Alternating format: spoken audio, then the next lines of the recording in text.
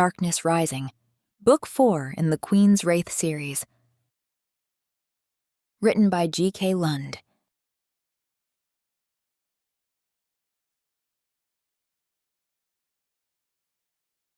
Chapter 1.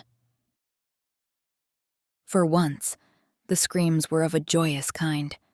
Nadia Navarra, long accustomed to reacting to such noises and running toward them, found herself enjoying the situation.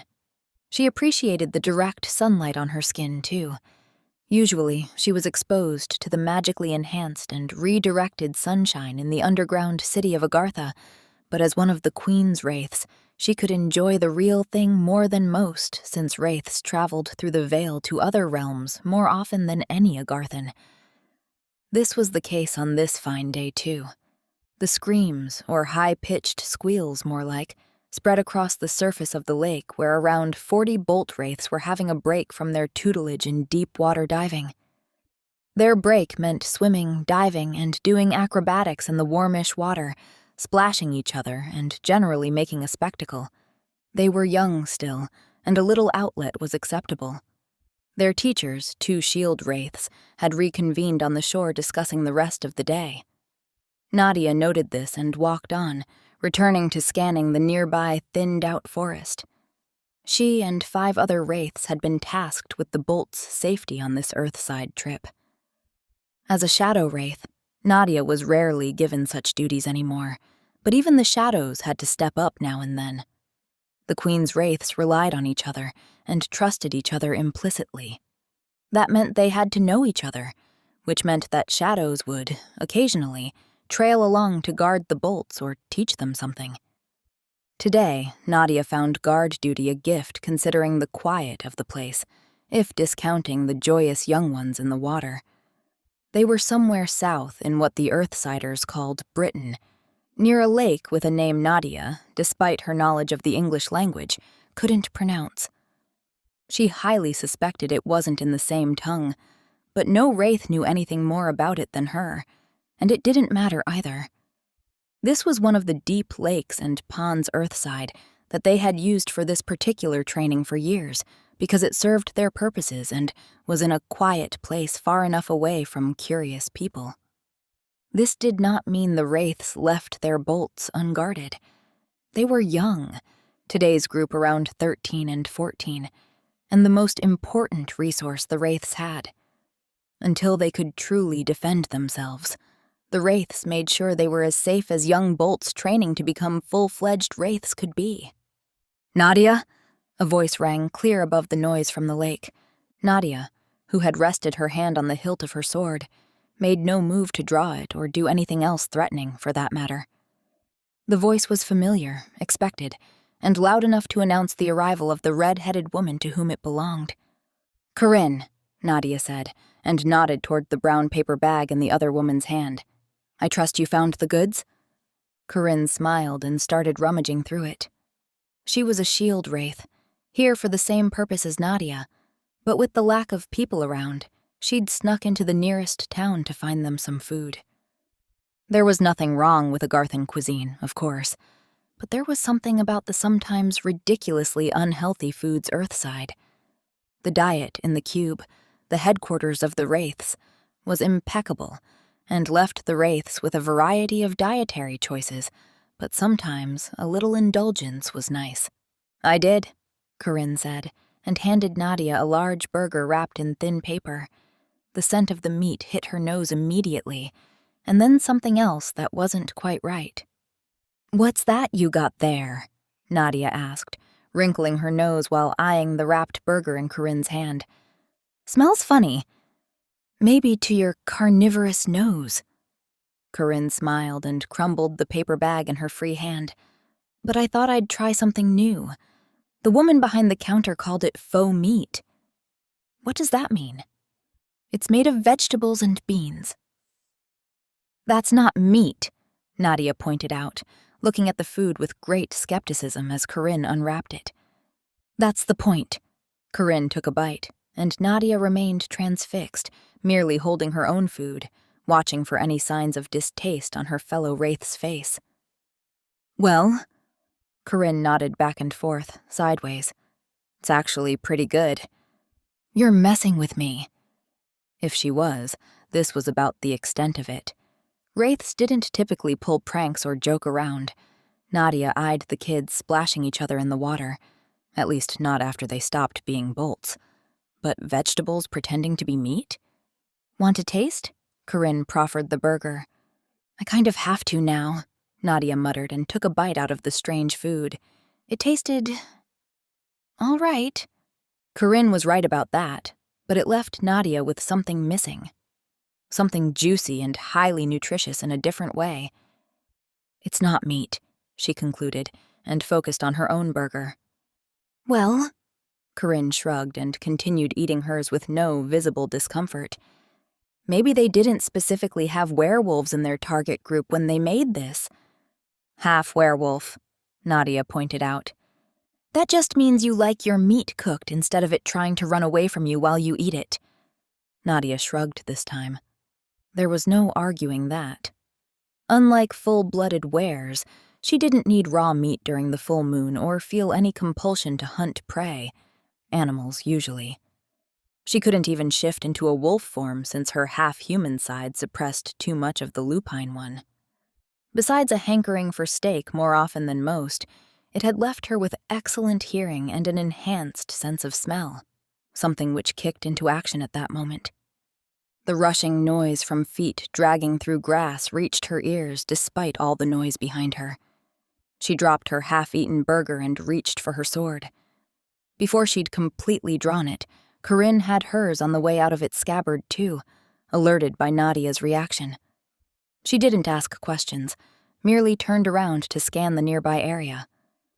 If any of the other wraiths guarding the bolts had approached, they would have made themselves known, so that wasn't it. "There," Corinne whispered, indicating the direction with an upward nod toward the nearest trees. Out from among those trees came 3 men, dressed in earthside garments, but looking generally disheveled. They were not dressed for hiking, so Nadia didn't think their reason for being out here could be good. At 26, she estimated the new arrivals to be a few years older than herself. "What?" one of them uttered, when he laid eyes on the spectacle going on in the lake behind Nadia and Corinne. Then his eyes swiveled to them. "Is this some metalhead camp?" he asked. Nadia and Corinne glanced at each other. Nadia assumed him to be referring to their clothes. Though the cut of their garments was fairly similar to Earthside fashions, Nadia was used to getting the odd stare or comment now and then when on this side of the veil. The Wraiths didn't have a set uniform when it came to clothes, but they all wore dark attires, preferably blacks and grays with the odd, dark color added in. They also wore long black coats of a thin fabric, interwoven with wool, and whichever weapons they favored. Nadia was armed with her sword, knife, and dagger. Corinne carried a sword, knife, and a small crossbow. These were more than common back in Agartha, but had become fairly outdated Earthside. That didn't mean they weren't useful, though, if one knew how to handle them properly. "I don't understand," Corinne said to Nadia. "We don't have any metal on our heads." Nadia could only shrug at the man's strange comment. He had eyes and could clearly see with them. "What are you doing here?" one of the other men demanded, and walked toward Nadia and Corinne. Nadia didn't like the look in his eyes. There was something shifty there, something desperate. "They believe this is their turf," Corinne said to Nadia. "Hello-wee?" The man instantly sniped at them. "Speaky Englishy?" "Yes," Nadia answered, never taking her eyes off the men. Their attention seemed to waver between Nadia and Corinne and the bolts behind them. Their gazes were not the leery kind, so they weren't interested in that way, but they were watchful, like they didn't want anyone here. Because they were hiding something? "Then what are you doing here?" the man snapped. "None of your business, is it?" Nadia told him. "What kind of weird accent is that? You from Spain or something?" "Sort of," Nadia said. At least her mother had said that was where her paternal great-grandfather had once arrived in Agartha from. "Nah," one of the other men joined in. "Sounds more like an Afrikaans accent, that." Afrikaans? When have you ever heard that spoken? The first one said. Come to think of it, how have you even heard the word? I read? You don't sound so sure of that, the third one said and snickered. Besides, they're obviously Australian. How do you figure? The toy swords? Nadia and Corinne shared a look of disbelief. They didn't sound like the brightest bunch, especially since they couldn't tell real swords from fake ones. They also gave off anything but a good vibe. Shadow Nadia? Shield Corinne? A youthful voice sounded behind them. Nadia looked to Corinne, who nodded. She'd watched the men while Nadia turned to face the bolts. In all the tension, she had paid no attention to the waiting of a small group of 4 girls and 2 boys who'd come ashore on this side of the lake. Water dripped from their soaked shorts and tops.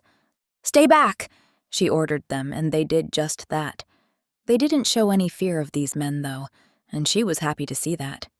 It meant they'd come a long way in their first couple of years among the Wraiths.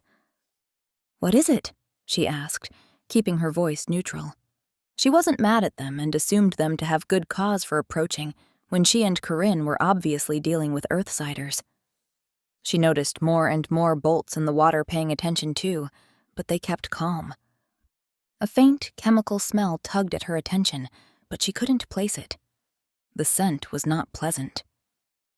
We saw these 2 coming out of the forest, Shadow, and then noticed something glinting in the water over on this side, a young female bolt said. So we swam over, and there are many of these on the bottom here. It's very shallow, she added, and shrugged as a male bolt held up a square package about the size of a brick, wrapped in a dark green synthetic material. Drugs? Corinne asked from behind Nadia. She couldn't see, but she could hear the conversation and make her conclusions. Yes, Nadia said, and turned back. She had no doubt about it, considering the whole situation and the smell. These men were using the lake as a depository of sorts. Hey, little boy, the first man to have spoken said, his eyes glued to the package in the bolt's hand. You'll want to give that to me, he coaxed, and put on the fakest smile Nadia had ever seen. It was like he was conveying how he was planning to hurt the bolt once he got close enough. Shadow Nadia? The boy said, not taking orders from the man at all. Nadia? The man echoed, picking up on the one word he recognized. That your name? How important is this lake to us? Nadia asked Corinne, instead of responding to the man. Hey, I asked you a question, he shouted. Somewhat. It is practical, Corinne answered, and one of our few places with these fast food places around. Unfortunately, that's not a good enough reason not to abandon it. Nadia sighed, but agreed. Plus, she didn't like the looks of these men at all. What if they had come across someone else out here? Someone who couldn't defend themselves?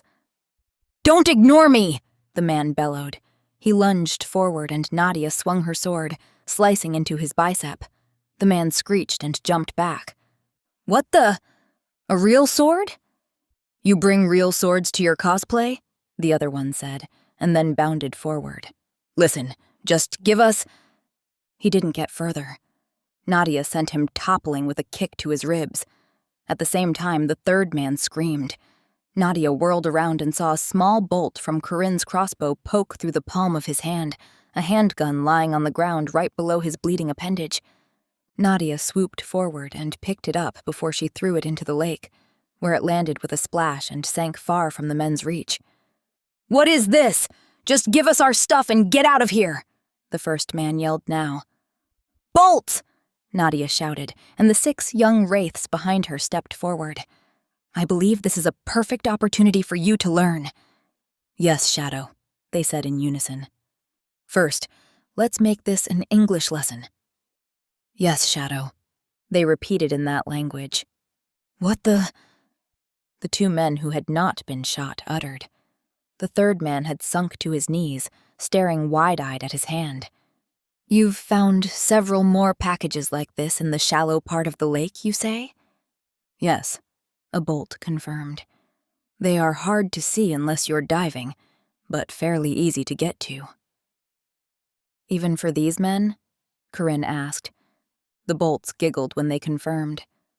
They were young, though, and their assessment of the shaggy-looking men was spot on. The issue at hand is the monetary value they see in their goods, Nadia said, and judging by their appearance, they partake in the habit, too. Wait, the second man said. His brows crinkled. What does their body language tell you? Nadia went on. That they're willing to use, what's the word? One boy said. Force, that's it. They're all threatening, angry, and puffing themselves up. Puffing? The first man said. Then he glared at his still-standing companion and stepped forward. What kind of role-playing nerds are you? He said. The words made no sense, but his actions spoke volumes. Nadia met him with a fist to the throat, and he staggered back, trying to draw breath in a choked gasp.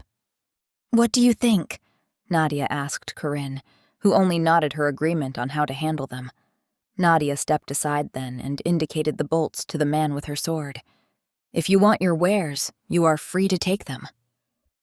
Corinne smirked. If you can. The man blinked and looked at the other man.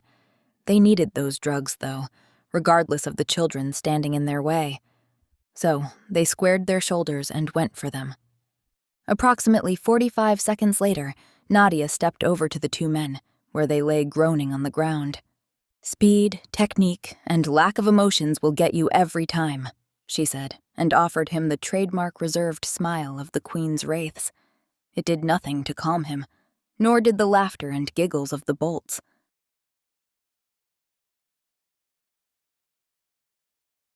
Chapter 2. The loud and excited giggles and chatter of the young bolts subsided the moment they set foot inside the cube. It's like they can smell the specters, Corinne remarked. Remember when we were like that? Hardly. Nadia shook her head, but couldn't help a small smile. The bolts filed in through the doors, and Nadia and the other shields headed over to the front desk to unload their burdens. Despite the reduced noise, the small crowd of bolts still increased the energy levels as they hung around or moved into the common areas. Bolt duty? A familiar voice close by made Nadia turn. She had better hearing than most, but the 40 shuffling feet on the polished granite floors confused even her. She hadn't heard Harmiston walk up, but she nodded and brightened up at once. Yes. Anything interesting? He asked. He was obviously on his way into work since he looked rested and was carrying a satchel stuffed with books, judging by the hard angles of the contents. With his light-colored clothes, lack of weapons, and his light blonde short hair and beard, Harmiston stood out like a sore thumb among the Wraiths. This simply marked him as one of the civilian employees of the cube, since no one paid him any attention beyond the occasional greeting. Harmiston was one of the cube's chroniclers, the head researchers, archivists, librarians, and otherwise scholarly help to the Wraiths. He also made Nadia's pulse speed up a bit, and she shifted her feet, willing her body to remain calm. Nothing special, she said in answer to his question, and walked away from the front desk with him. Just an Earthside deep dive lesson. Uh-huh, he said, with a backward glance to the last two shields who loaded their packages of drugs on the front desk for logging. What's with the, things you brought back? Anything magical? No, nothing for your magical cataloging. Harmiston had begun collecting information on all the magical items the Wraiths brought back from their various assignments in the city and the Shade. They'd used none of it before, but maybe they would if they knew what half the stuff was or did. Just a load of Earthside narcotics. Harmiston gave a low whistle. I hear that stuff is worth a lot of money there. True. Enough so that the ones handling it are willing to go to extreme measures to protect it. Ah, he nodded and glanced back again. So, I take it you dealt with the ones responsible for this particular load, then? Being thoroughly beaten up by what they perceive as children, and then having all their narcotics taken should at least persuade them not to use the lake again. But I suppose we won't return there for at least half a year, to be sure to avoid any retaliation. Probably a good idea. Nadia lost track of his words when she noticed Atherton, another shadow wraith, come walking in through the front doors. He was accompanied by 3 other shields, and they all looked... Nadia couldn't quite think of a word for it. Despite the many wraiths milling around the open-spaced common areas, Atherton's gaze landed on Nadia at once, his eyes slightly hooded under his now unruly mop of dark hair. He looked like he'd been in a fight, but neither he nor his companions were visibly hurt. She was about to raise her hand and give him a wave of greeting, but he averted his eyes and went straight for the front desk. Strange. Nadia? Huh? She wrenched her eyes back to Harmiston and saw the question in his eyes. Then he turned to look back at the front desk a 3rd time. Weird, he said when he focused on Nadia again. Don't really see many shook-up wraiths around here. Nadia blinked and angled her head. Shaken? Not unheard of for wraiths, of course, but so anyone could see it? Yes, you know the expression. They look like they've seen a ghost, but you wraiths see ghosts all the time, so that can't be the cause of those faces. He shrugged. We can probably read about it in the docket later. Nadia noticed the bolt behind the desk go to the back rooms behind the desk, while Atherton pointedly did not look her way, or in anyone else's direction either. It had to be important for him to want to keep whatever it was such a secret. Considering Spectre Terrace came striding out from back there as quickly as he did, she was right. Anyway, Harmiston said with an easy smile, which drew her away from the drama at the front desk. I'm examining a sooth dagger today. Want to see? A sooth dagger? They're rumored to talk, aren't they? To reveal the truth of their last kill? Only one way to find out. He took a step toward the massive stairs which connected all the floors in the cube, and in passing brushed his fingers against hers. It was barely noticeable, even for her. She felt a soft brush against her skin, but she gave a half smile. You're going to have to be more subtle than that in a place like this, she told him, and fell in beside him down the stairs. What? I noted at least 3 shields who saw that. Saw it and smirked in the traditional Wraith way, barely noticeable. Proper workplace behaviors? I was trying to be, proper. No one cares, Harm, she said, and saw him smile at her shortening of his name. It had come about due to their newly shared closeness. They went down 2 flights of stairs, and when no one was in sight, he stopped and smiled at her, his eyes warm. Regarding the sooth dagger, I can't for the life of me understand why anyone would use one to commit a murder. It makes no sense if the weapon reveals what you've done. Or maybe it's for a hero to prove a heroic deed. Or maybe in some cases, such daggers have merely been close by when someone needed to defend themselves. Harm? Yes? Is that why you stopped here? He shook his head. Got a little lost in my thoughts there, he admitted, and she smiled up at the handsome chatterbox then. He dipped his head and kissed her, and she leaned into it at once. She slid her hand into his hair, which he'd just had cut. It felt neat and crisp against her hand as she brushed it up the back of his head. Since their first kiss a couple of weeks ago, they'd shared a few more. And that was it. They were treading carefully around each other, Nadia being cautious, and Harmiston careful not to push. But, also like their first kiss, they were usually interrupted in their brief moments alone together, which was why she wasn't surprised when she heard steps approaching down the stairs. But it didn't matter. This was the cube. As long as no one thought they were about to elope, no one cared.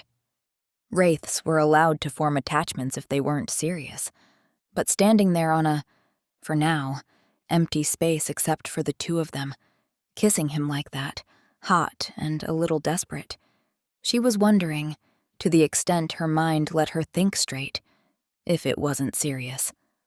She'd held out for a long time, refusing to be drawn in by Harm's charm, easygoing nature, and his honest curiosity about his work.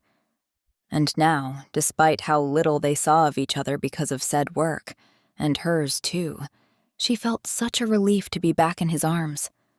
Wraiths weren't supposed to feel like that. They were supposed to move on easily and not care about coming back to someone. So why did she care? She didn't like thinking about it. Harmiston, with his arms around her, did care, but apparently about something else. He suddenly pulled back and swung around as the sound of the steps now reached his ears too. And also, a more plausible theory, he went on and resumed their descent down the stairs, is that a bad person could use such a dagger to prove how he's killed a hero. Echo, a shield, was the cause of the steps catching up. She wasn't fooled one bit.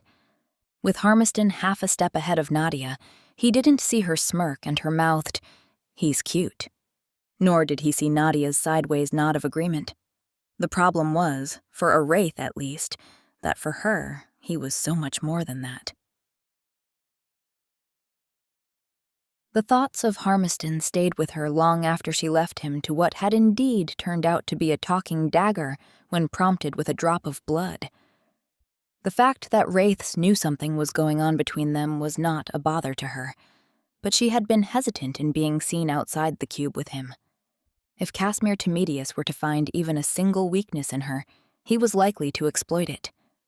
The vampire had a prisoner of the Wraiths killed right in front of them by his new were-vamp hybrid, exposing that card just to prove to Nadia that he was not to be beaten so easily.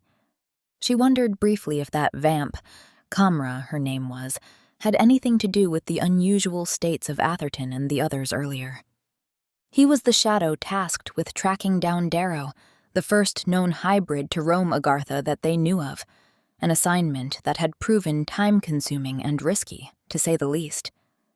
Nadia knew from personal experience how strong and fast Darrow had become in his altered state. She had no idea what was truly happening other than Kassemyr being behind it all. She decided to go see if she could locate Victoria out in the palace garden. The night was fine and warm, and many of the young courtiers spent time there on nights like this. Nadia headed for the back of the building to exit that way, right into the garden the cube shared with the palace, but the sight of Terrace slowed down her steps somewhat. This time, Atherton wasn't in sight. The half-elf didn't seem to seek anyone out either. Instead, he strode in through the front doors with what looked like a scowl on his cold and chiseled face. The bolt behind the front desk raised a hand to stop him, but got no further when Terrace marched past him. Nadia frowned at the sight. Something was indeed going on. Did it involve the hybrids? As far as she knew, no one had been given the assignment of hunting down Kamra. Not even Atherton. Was Terrace doing it himself? That didn't add up. But then again, when the Spectres took on any assignments, it was the big cases. Terrace's eyes met Nadia's for a moment when he passed by, several meters between them. The coldness struck her, and she knew better than the young bolt at the desk to try to say something. Instead, she held his gaze until he looked ahead again and disappeared back into the administrative part of the cube, behind the common area. Nadia sighed and then gave a mental shrug before she went on her way to look for Victoria. However, a search in the golden-lit gardens did not reveal her friend anywhere. Victoria had been busy with her new fiancé lately, though, so there was a chance she wasn't outside like most of the younger courtiers were. Nadia found a page who was willing to run with a message for her. As a Wraith, she couldn't simply walk into the palace at will. That was the domain of the Queen and her ghosts. Only the bolts were allowed into certain areas of the palace for educational purposes, but even that was restricted. The same went for the ghosts going into the cube, but the courtiers who got a lot of their theoretical education together with the bolts were allowed a lot more leeway in walking between the two buildings. Nadia went back inside the cube, figuring that if she wasn't going out to eat, she might as well eat in the mess hall.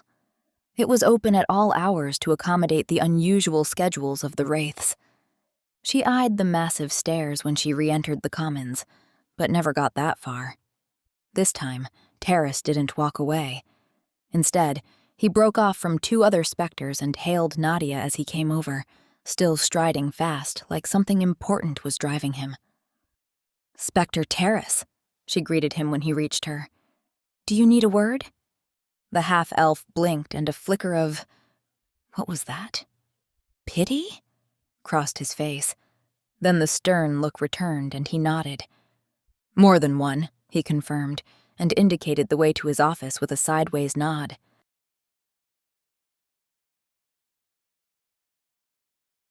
Chapter 3. "Sit down, please," Terrace said, and closed the door behind them. Nadia eyed a spare chair in the office, which was placed over by the wall instead of in front of the desk. The Wraiths hardly ever saw the Spectre offices, mostly because the Spectres were always on the move, handling problems, handing out assignments, sometimes taking on a few themselves. When they did have a Wraith in the office, they usually stood because Spectres weren't prone to chit-chat. They never had the time. "Please," Terrace repeated when she simply stared at the chair instead of using it. The simple word was not a plea, but an order. Nadia went to the chair and pulled it in front of the desk, angled the sheathed sword on her hip, and sat. Terrace stepped behind the desk and did the same, looking uncomfortable. His office, like the other Spectre offices she'd seen, was barren except the furniture of a desk chair, and a few mostly empty bookcases. The only thing in use were the paper trays on the desk with whatever paperwork they had to cope with. It was said, as jokingly as Wraiths could muster, that the paperwork was the most challenging thing to face for the Spectres when they were newly appointed. Raging werewolves driven mad by the shade were easier to handle than the slow-moving intricacies that was bureaucracy, and even the Queen's Wraiths couldn't escape that. "Something wrong, Spectre?" Nadia asked when Terrace didn't immediately speak. Instead, he sat staring, seemingly blindly, into one of the empty bookcases. He didn't need to answer her question then. Something obviously was. And if she had read the situation right, it had started when Atherton and the others arrived earlier in the day. "Spectre?" "Atherton had a run-in with Tricandis today," the half-elf finally said. She had been right then. It had something to do with the hybrids. In this case, Darrow. Tricandis was merely the name newspapers in the city had given him when he'd first been turned almost 10 years ago and gone mad as a result. "I saw them return. He didn't harm them visibly," she offered. "No." Terrace turned his chair and focused on Nadia fully. "But that was nearly the case." "Was the other one there?" she asked then. It wasn't her business, but she was curious, and it was a reasonable question even though she was not on the case. "The female hybrid?" "Not from what they told me." Then why was she here? Sitting in the Spectre's office? Usually these conversations took place in the commons or the mess hall. Few things were secret in the cube, and if they were, it only lasted a short while. The Bolts were taught openness and honesty at an early age for a reason. Wraiths were also taught to dissuade any feelings of embarrassment early on. It made for less jealousy and resentment. Not that the Wraiths were perfect, but they were so used to it that this whole situation didn't sit right with Nadia. Was she about to be asked to do something unusual? "Spectre? Why am I here?" she asked bluntly, because she didn't know how not to be. Terrace stared at her for a long beat, his eyes unreadable, though this was not out of the ordinary. The half-elf was highly skilled, and like Nadia, he had the advantage of enhanced senses. But Nadia had nothing to hide regarding Atherton's latest outing with the shields, so she merely waited.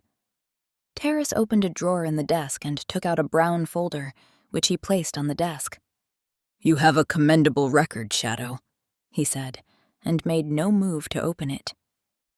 Nadia eyed the folder, read her own name upside down, but made no move either. It wasn't particularly thick. She had never read it herself, but had on occasion read other Wraiths' files when necessary for a job. They usually consisted of family history, before joining the organization, skills or issues to sort out as bolts, and then the odd accommodation from there on, like advancing in the ranks. Nothing special.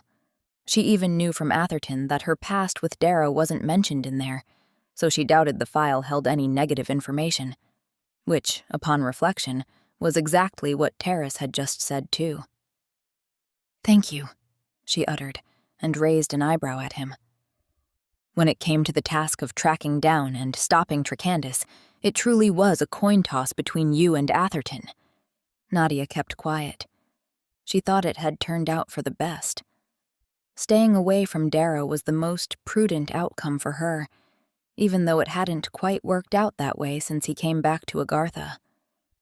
She didn't think she was detached enough, considering her greatest fear was the hybrid finding out about their daughter.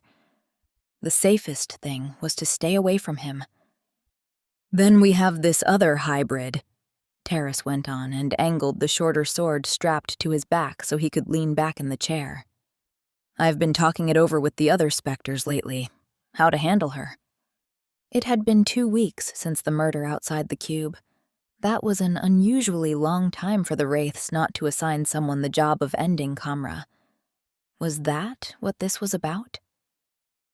"I considered handing over that case to Atherton too," Terrace said. "But Tracandis is turning out to be an elusive enough problem, so I considered you. Some specters thought we should handle it ourselves." "That's not unheard of," Nadia volunteered. She wanted the case of Kamra, though. Kamra was someone she didn't have a connection to. Over the last 2 weeks, she hadn't heard of Darrow being seen with her either. The attack in front of the cube had been reported in the news, but not with the full details. Agarthans didn't know yet that there were 2 hybrids on the loose. The only thing she wasn't supposed to know was Kamra's name, but that could be amended if she was to be given the case. Then there would be no more lies to keep track of regarding that particular hybrid. "It's not unheard of for us to do it," Terrace agreed. "Especially such a special case, but our system is built on trusting the skills of our fellow Wraiths. You are certainly as skilled as any of us," he said pointedly, and thumped his index finger on her file 3 times for emphasis. Then he sat up again and leaned his forearms on the desk. "Atherton and the Shields were cornered today." "Cornered?" "Yes, lured into a trap. They'd been following up on some rumors, combined with a killing near Nightworth 2 nights ago." "Vamp?" "The victim was, yes. Apparently they can't seem to settle on a new leader after Neris's untimely death, especially when those in the lead to take over keep being murdered." This had also been reported in the news, so Nadia could only nod. Neris had been anything but a good leader, but he had inspired enough fear to keep his vamps in check and mostly follow the Queen's law. Atherton and the others entered an underground complex a few streets over from there, thinking they were on to Tracandis's hideout. It made sense. It was well hidden and fortified, and Tracandis has been holding out somewhere in the city. They soon found themselves to be trapped with no way out since the abomination was between them and the exit. Nadia stayed her breathing. She knew that was not Darrow's hideout since he had an apartment in Kassemyr's mansion. This simply sounded like the trap Terrace claimed it to be. "What happened, exactly?" she asked. She assumed he was willing to give her the information since he'd brought her away from prying eyes and ears to tell her this much.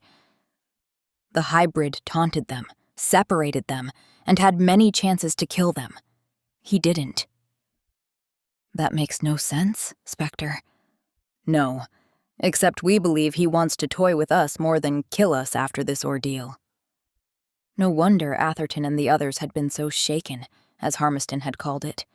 They were supposed to be dead. "Why would he do that? It makes no sense," she repeated.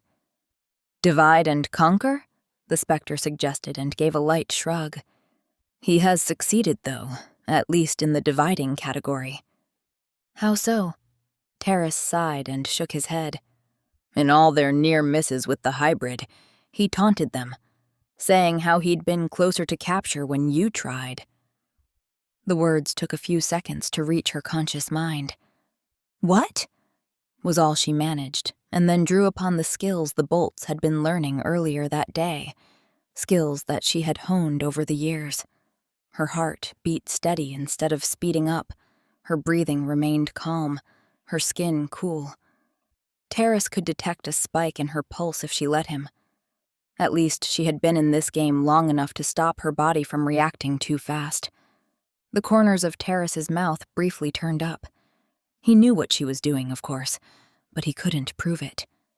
The hybrid mentioned several times how neither of your attempts had succeeded in stopping him. How if even your silver grenade couldn't kill him, then how were they to do the job? He disarmed our wraiths, had everyone at his mercy, and then he left them there. Nadia said nothing, merely stared back at the specter's cool eyes. "Is it true?" he asked then, his voice snapping at her like a whip. Nadia waited a moment, but then nodded. She could deny it, but if Darrow had mentioned her by name, then the doubt would always be there. Darrow wasn't supposed to know any of them. "When?" "A couple of times in the shade." "Why?" Nadia shrugged this time. "Don't know. You'd have to ask him." This was not going the way she had thought. This had nothing to do with Kamra, and everything to do with Nadia and Darrow's past. He had revealed their recent contact to the Wraiths, and it surprised her. Not that she had thought she could trust him in any way, but it hadn't occurred to her that she was even a blimp on whatever plans he and Kassemyr had. "You lied to us," Terrace stated. "You lied straight to Atherton's face when he asked you about your connection to Tracandis." "It was hardly anything to go by," she said. "My connection to him was over long before he was turned." Terrace's nostrils flared and he narrowed his eyes. Then he visibly forced himself to calm down. "Normally, severe lies are punished by demotion." Nadia knew that. The thought had occurred to her the moment he revealed that her lies had been exposed. She could do that, though. Go back to being a shield. Facing the others would be hard, despite her training to leave embarrassment behind. This wasn't about her honor as a Wraith, after all, but the honor of the Wraiths themselves. Still, it was her own doing. "These lies are out of the ordinary. This is not some illicit affair or excessive use of force. You blatantly lied to Atherton and the rest of us regarding the biggest threat the city has seen in decades. You put your fellow Wraiths at risk." "I know." What else was there to say? She had lied so many times over the years, keeping a few truths so close to her heart it was hard to get the words out. He might be demoting her, but she was still a Wraith. She could get through even this. They'd trained her to handle most everything life could throw at her. Except for the other folder Terrace now withdrew from the same drawer. The name on it was also upside down, but she read it easily enough. Darrow Regian. "The connection between you is far in the past, I see that now, but that doesn't make it weak or hardly existent. I spent the day doing some investigating. Seems the hybrid has a relative still living. His mother, a Nilofar Regian. Turns out she took you and your brother under her wing when you became orphans. Imagine my surprise when seeing her signature on your intake form from when you joined as a bolt." Nadia nodded again. She couldn't say anything in case she lost control of her breathing. But Nilofar being Darrow's mother was not a secret, nor was her connection to her.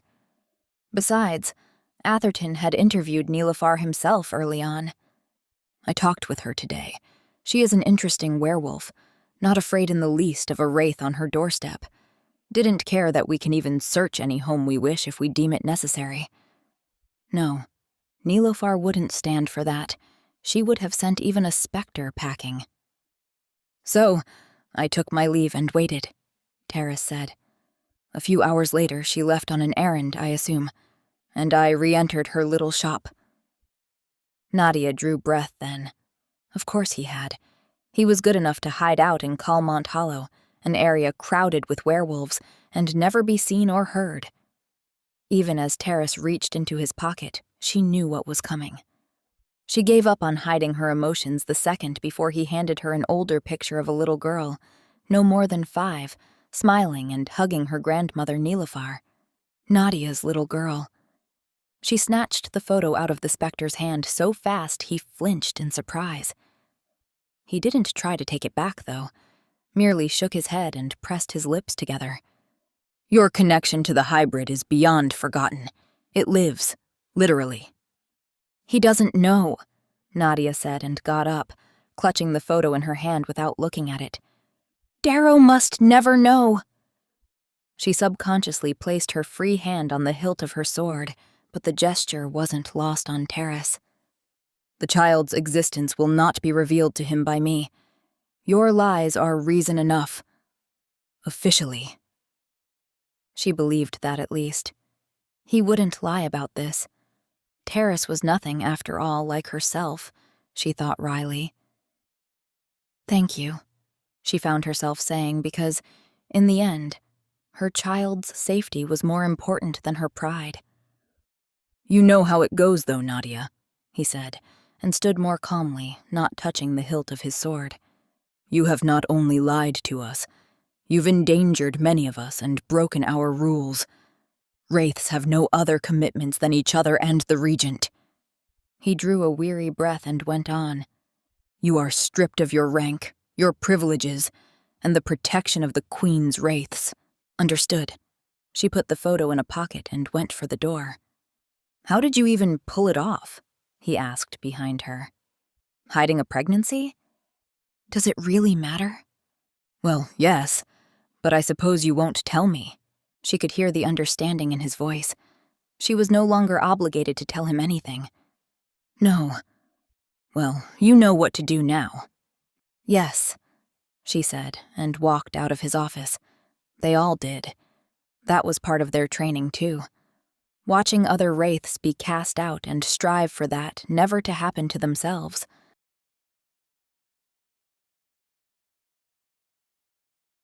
Chapter 4. Nadia walked down the corridor toward her room with a steady pace, her mind almost blank, the thoughts of despair neatly pushed back. The space was blessedly empty. She wouldn't be that lucky going back down. Nadia? She nearly halted, but briefly closed her eyes and drew a deep breath in repressed anger, and went on. She recognized the voice. I don't have time, Atherton, she said over her shoulder, thankful her voice didn't break. I need to, he faltered, and she heard him stop. You did what you had to. Now so do I. She had never been so happy to see the door to her room, which she opened and entered without a backward glance.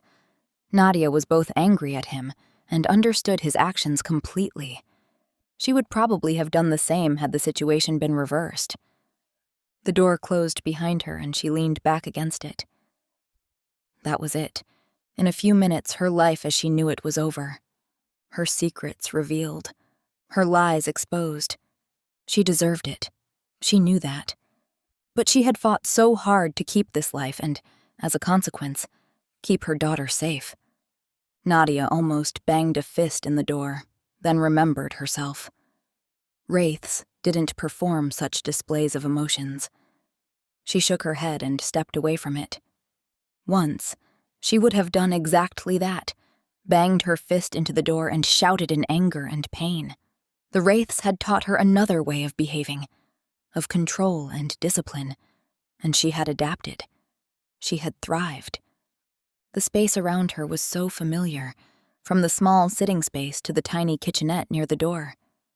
Her bed was placed by the window, the small bathroom wall to wall with the Wraith next to her who always took 2 long showers.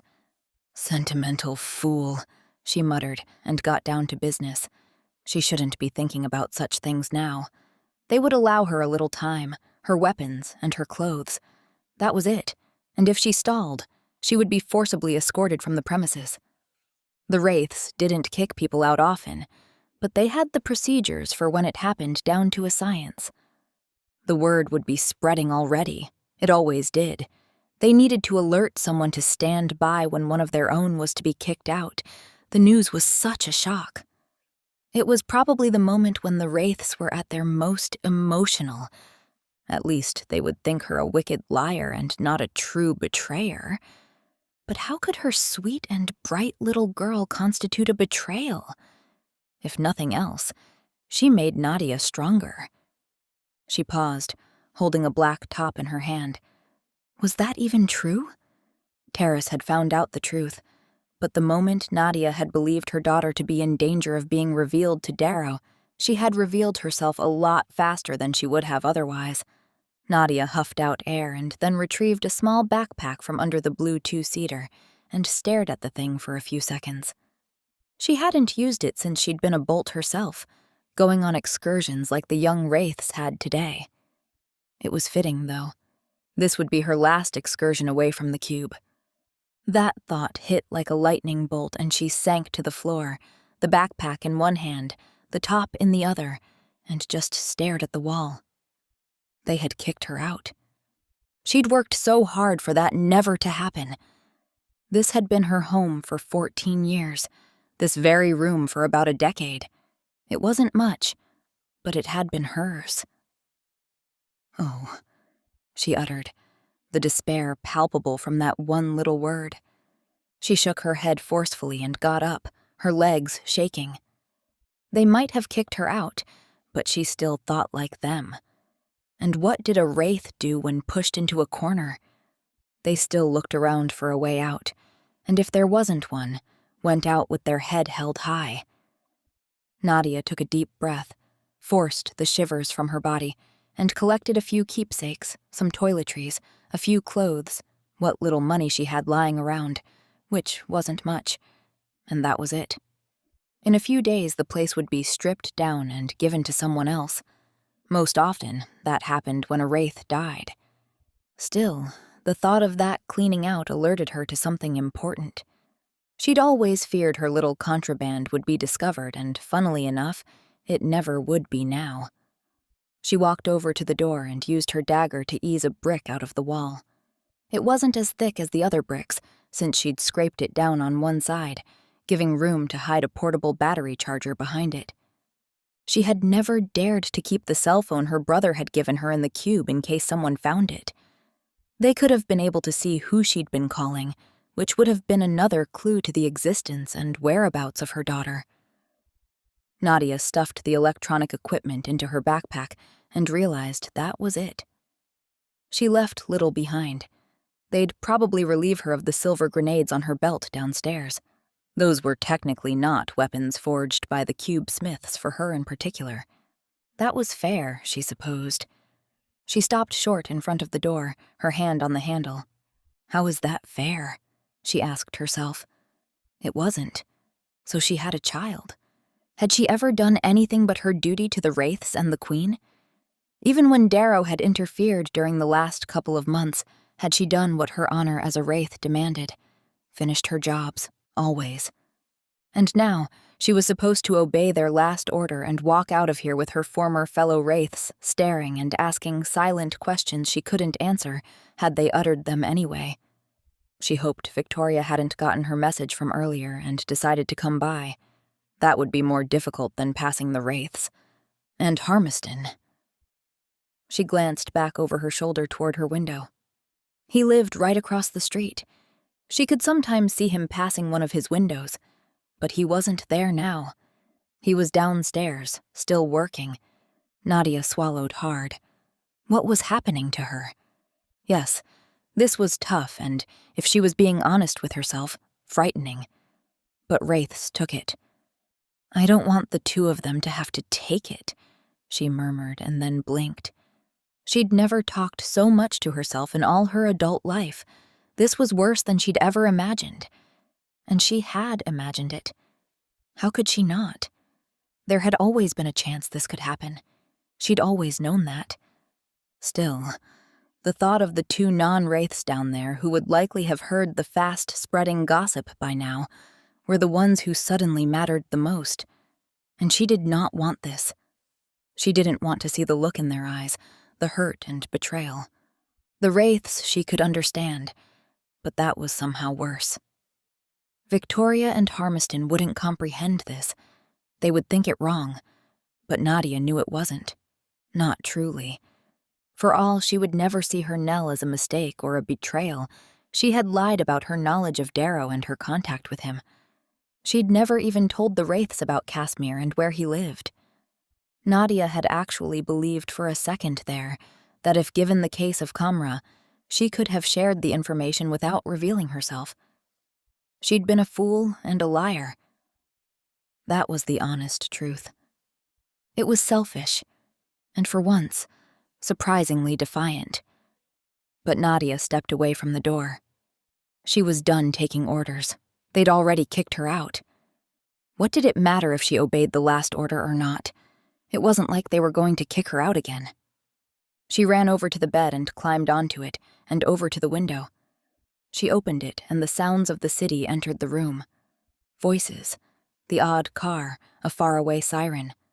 The window faced the front of the street, the main entrance to the cube down to the left of her room.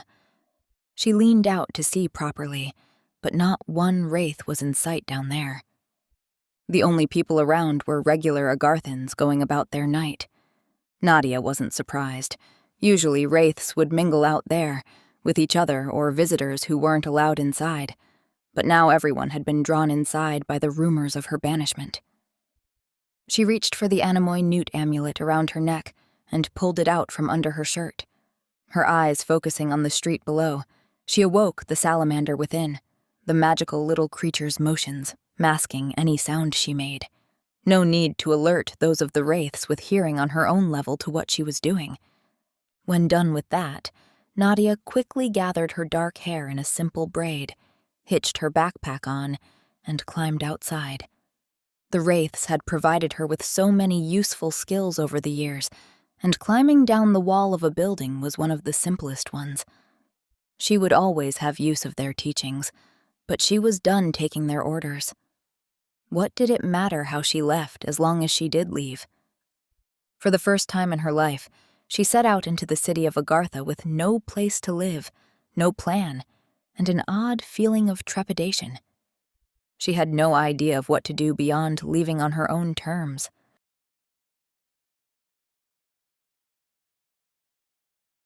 Chapter 5. Life in the city of Agartha, despite its deep, cavernous whereabouts, floated around Nadia as any city in any realm would. People went about their day. The sun on the surface was rising, its warm reflection down there doing the same. Nadia glanced around wearily while everything went on like normal in Calmont Hollow. Most of the hulking people around her were werewolves in this part of the city, at least the men. But like anyone, they needed to get on with their lives. Trading, shopping, going home, going to work. It was all so normal. No one paid her much attention beyond noting her clothing. She still looked like a wraith in her dark attire while armed to the teeth. None of them could see the dishonor on her. They most likely wouldn't care either unless they wanted to taunt her. Nadia turned toward the door next to her and squared her shoulders. Then she went down the few steps and entered Nilofar's shop.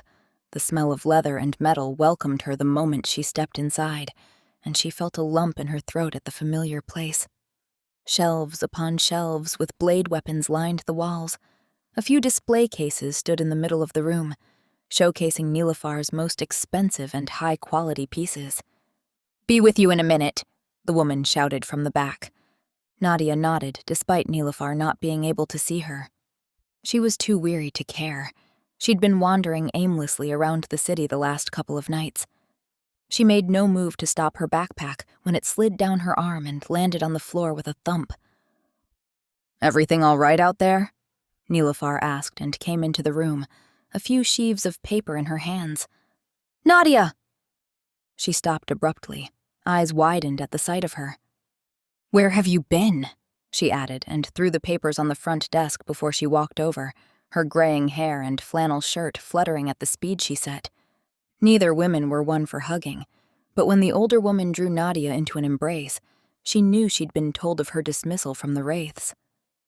"I don't know where to go," Nadia confessed, closing her eyes at the familiar scent of mineral oil and citrus. Right now, nothing felt as safe and comforting. "Here, of course," Nilofar said and released her, though only by putting her hands on her shoulders and looking at her closely from an arm's length. "I heard the news. Why didn't you come here right away?" Nadia faltered. Then she shook her head.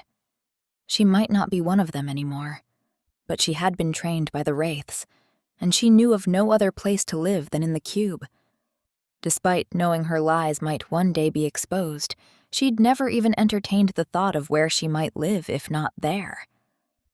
"Come on, Nad," Nilüfar said, her voice unusually soothing as she led Nadia by the shoulders to the back and the stairs there. "Let's find you somewhere to rest and sleep, all right? You don't look like you've had much peace of mind lately." Nadia scooped up her backpack and followed where Nilüfar led her. "How did you know?" she asked. The Wraiths didn't send updates to former Wraiths' families about their whereabouts. "Victoria came looking for you," the older woman said. "Of course," Nadia muttered. She must have found out. That was inevitable. But Nadia wasn't in the mood to see anyone. The sleep Nilüfar had promised sounded too tempting. Preferably dark, a nothingness on her mind for as long as possible. The problem with blissfully eventless sleep was that it always ended. Nadia woke up feeling rested and, for a moment, calm and carefree. Then the events of her last day in the cube set in, and she turned over and stared out the window. All she could see was the gray facade of the building across the street, 3 gargoyles looking forlorn in the bright streetlights over there. She had slept the whole day. She glanced around the small room she was in. It had been hers a short while after her mother died. Darrow and Nikolai had shared another slightly larger one, and Nilüfar still had the master. Her apartment was cramped like anyone's in Agartha, but she'd had space for 2 more children in need. She still did for one of them. Nadia sat up and stretched her upper body, arms in the air. She didn't know how to lie in. When awake, you got up and faced the new day and the new or old cases assigned to you. But she had nothing to do anymore. The realization hit with a pang in her chest, like it had so many times during the last couple of days. It was real. It was strange how many times she had to tell herself that. It was like her mind couldn't fathom the ugly truth. She left the bed and got dressed, but stopped when she reached for her long coat. It was like a second skin. Her hesitation spoke volumes, though. She needed to shed that skin. Her mind was at least catching up to some things. She couldn't hear any movement elsewhere in the apartment, so she went to Nilüfar's bedroom and found a shirt in her closet, one of the few mono-colored ones in there, a light blue one. A bit oversized, it hid her dagger and knife unless she moved a lot. Her sword was still visible, but then, carrying swords in Agartha wasn't unusual for anyone. Satisfied she didn't resemble a wraith too much, she went to find some food and then headed downstairs. She had no idea how to handle any of this, but going down to Nilüfar's shop was a logical first step. She'd always liked it there. Nadia headed out the front door and stopped in the corridor when she noticed the door to the neighboring apartment open. Out came a young woman she'd seen before. What was her name? Peyra? "Oh, hi," the girl said, clearly recognizing Nadia. Nadia recognized the young, dark-haired girl properly then. She was dressed in fairly dark clothing. Habits were hard to break, but she looked nothing like a wraith with her leggings and tunic. Nadia lowered her gaze to Peyra's belly. She was showing more now than the day she'd been kicked out of the cube. "Peyra," she said evenly. "How are you? You look better than the last time I saw you." A small smile greeted Nadia. It was so familiar it brought a lump to her throat. Wraiths never showed more emotion than necessary, even former ones. "Good. I felt the baby move the other night." Nadia nodded. She remembered the first time her Nell had graced her with a real kick and a silent shout that she was finally there. She'd been so worried back then, worried that someone would find out, and yet that forceful movement from the baby had settled her mind somewhat. "Glad to hear it. And Kirak?" "He got employed as a bodyguard for one of the noble families. They promised me work too, but wouldn't hire me right now with the pregnancy and all." "Understandable." Peyra nodded, and a frown settled on her face.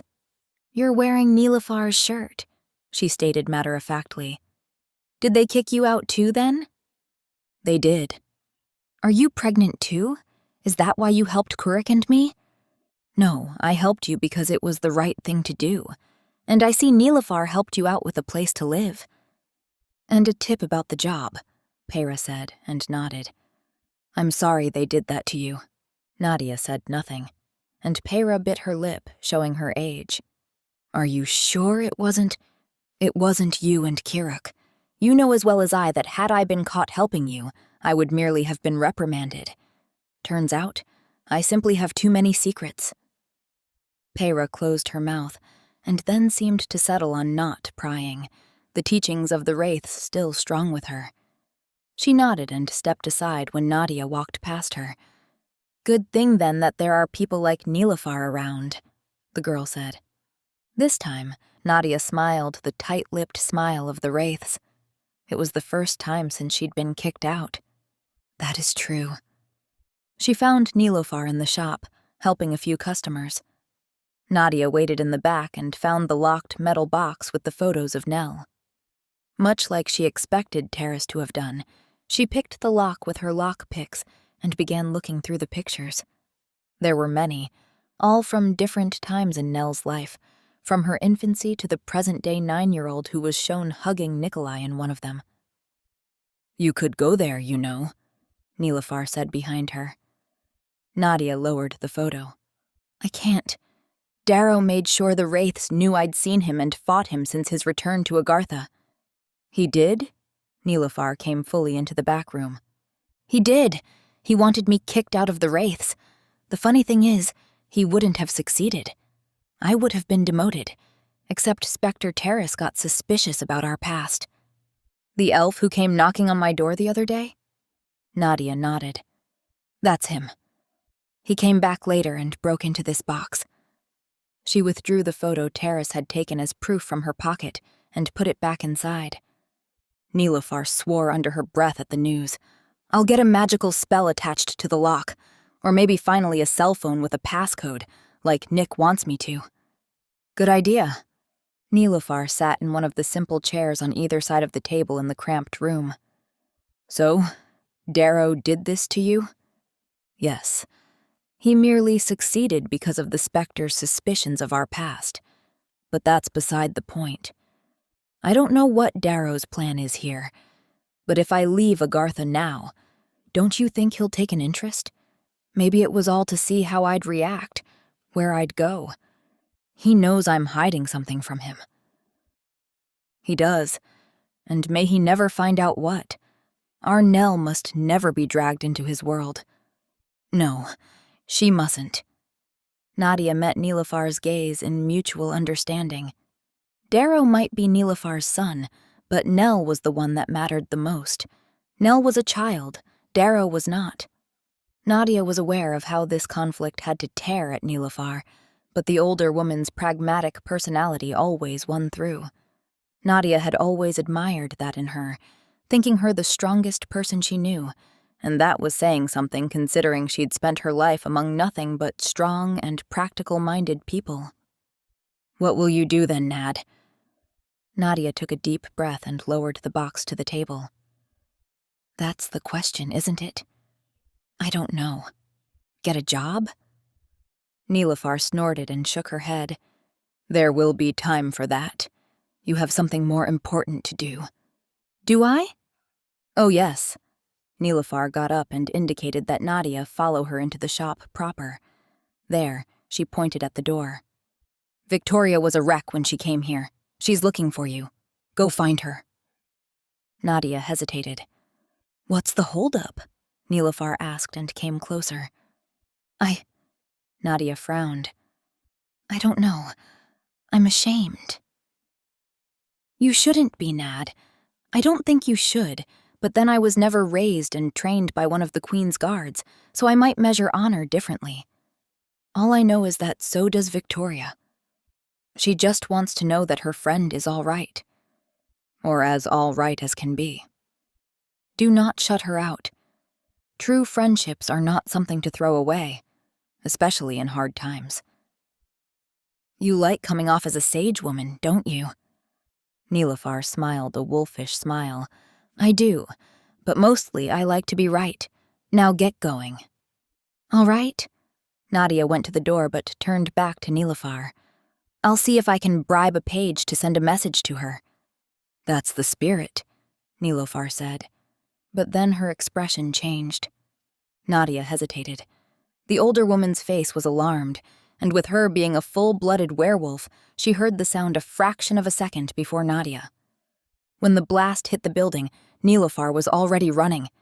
She grabbed Nadia and flung them both behind one of the large display cases in the middle of the shop. Next thing, glass and silver flew everywhere around them.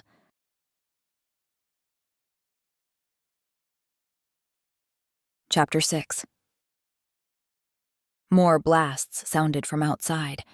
Nadia sucked in a sharp breath. Something stung her right arm. Nilafar lay over her, covering her from the worst of the glass. You all right? Nadia asked. Nilafar drew in a sharp breath. She eased off Nadia and glass crunched under her. Her eyes had turned a crisp yellow from the adrenaline boost. Nadia looked around the shop. Glass shards and silver fragments glimmered together among the mess created from the blast. It was a small piece of silver that was embedded in her arm, too, causing her pain she needed to push to the side. I'm fine, Nilafar croaked, and then hissed when she tried to get up. Nadia reacted fast and hurried to help steady her, but saw to her relief that the older woman wasn't severely injured. However, several small silver fragments had embedded into the skin on the outside of her left calf. It had to cause Nilafar great pain. What happened? Nilafar asked. Silver grenade? Nadia made sure that Nilafar could steady herself against the nearest wall before she ran over to the front desk and came back with the stool from behind it. Nilafar sat and then seemed to forget the pain, judging by the look she sent toward her broken windows. There weren't only blasts and explosions out there, but screams and shouts, too. Is someone attacking us? Nilafar asked. Nadia wasn't sure, but werewolves weren't popular among every group in the city, and by the sounds of it, this attack was not aimed at herself or Nilafar in particular. Can you get upstairs on your own? She asked her. I need to go out there, Nilafar objected. I'll go outside and see what's what. Go upstairs, remove that silver from your leg so you can heal, and keep an eye on Peyra if she's still up there. Nilafar looked up at her and then blinked. All right, she said, sounding unsure and hesitant. Good. I'll come right back here when I can.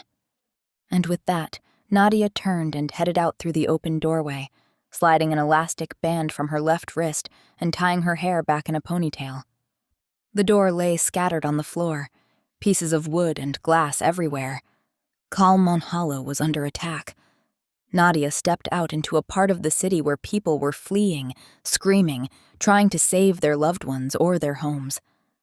Bombs and silver grenades went off everywhere, and Nadia could see the blurry forms of the ones who threw them. Vampires. They were attacking the wares, visibly out to kill and harm as many as they could. Nadia saw them get murdered. Many wares fought back, both in their lupine forms and out of them, but they had been caught completely off guard. That was how Nadia felt, too. What was happening? Vamps attacking wares so blatantly. The Queen would never stand for it. They were breaking so many of her laws. Nadia could hardly believe what she was seeing, but her years of training did not let her confusion get the best of her. She had no idea of where to start. Both the police and the Wraiths should be here shortly to put an end to this. Still, she couldn't run back inside. People around her needed help. Another explosion from a silver grenade shot silver fragments in every direction further down, across the street. A woman, trying to run away, was thrown several meters through the air, the blast of silver hitting her straight on. Nadia ran across the street and then sped up when she saw the vampire approaching from the opposite side. He moved fast but had to be careful due to the silver floating in the air. So did Nadia, of course, but she had silver of her own. She reached under the blue shirt and drew her knife. Her aim was true. even in motion. The silver blade hit the pale and deathly creature in the throat, where it burrowed deep. The vampire reached for the blood-spurting area and stumbled, the silver in the air forgotten. Nadia drew her sword, paying heed to the silver as well, but the worst of it was over when she reached the blast site. Several more explosions sounded around them, more bombs and silver grenades going off. Nadia swung her sword, true to her goal, and cleaved the vampire's head off right when it looked up and laid its ice-cold eyes on her. She didn't stand around watching the body simmer and burn to ashes. Instead, she yanked her knife out just in time and turned and ran over to the woman. Only then did she realize she was screaming both in pain and for help. Silver fragments had hit her upper body and face. She was bleeding, but Nadia knew from personal experience that it was the feel of the burning silver in her body that hurt the most. "Here, can you walk?" she shouted to get through to the woman. Nadia didn't think she could see all too well. Yes, please, help me." "Come on," Nadia said and helped her up, half dragging her with her back across the street. There she got her inside Nilofar's store. Just as Nadia returned to the street, she heard the sound of something light hitting the ground with a metallic clink. She reacted instinctively and ran the opposite way, sword still in hand. The boom reverberated to all sides, and Nadia stumbled down to one knee when the pressure wave hit her back. Thankfully, no agonizing burn followed, and she quickly got to her feet, looking around with anger. Where was the police?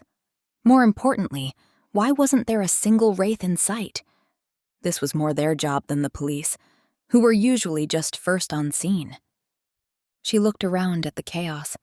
People were fighting for their lives and homes, the vamps taunting them, terrorizing them, feeding off a few even. Someone must have taken over Nightworth and rallied the vamps to this common cause for them to work together like this. Nadia knew she didn't stand a chance on her own against what had to be hundreds of vampires. She kept her sword drawn, drops of the dead vampire still dripping from it, as she ran to find the nearest police station. She couldn't believe a single person hadn't called them. The vamps were creating havoc in the streets and most accessible shops. People inside the buildings must surely have alerted the police. As it turned out, many might have tried. The werewolves of Calmont Hollow governed themselves for the most part, and the nearest police station lay on the outskirts of that city district. Nadia ran up the stairs on light feet and slowed down at the sight of an unmoving shape on the floor. The explosions from back in Calmont Hollow still boomed, but the screams were more subdued here. All her lupine ears could hear from inside the police station was a rhythmic beeping sound. With her sword at the ready, she went in through the open front door and entered a quiet chaos. Police officers lay slain everywhere.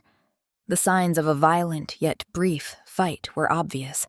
Bodies lay strewn over upturned furniture and on the floors. Blood had sprayed everywhere. Nadia had noticed, back in Calmont Hollow, that the vamps there had been feasting sporadically on people, able to fill their undead bellies from all the victims. That was not the case here. Nadia breathed deep and steady to determine the smells. The already present scent of death and blood could not hide the scent of lupine fur. Nadia frowned as she looked around at the eerily quiet carnage. When peering closer, she could see that not all the victims had had their throats ripped open or been bit into. Deep gashes made from claws had killed quite a few. Werewolves. They never worked together. But a few followed Darrow, who was also both creatures himself. That meant he had done this. Or perhaps Kamra. Or both. Nadia swallowed down bile at the thought of what Darrow had become. She knew. But knowing and staring right at the evidence were two separate things. What mattered the most at the moment, anyway, was that the police had been taken out for a reason. The beeping sound intruded upon her mind again, and she noticed the phone was off the hook over at the front desk. The dead officer behind it must have dropped it when he was attacked. The police were not meant to come to anyone's aid. Nadia froze as that thought hit her. The Wraiths had not arrived to help either.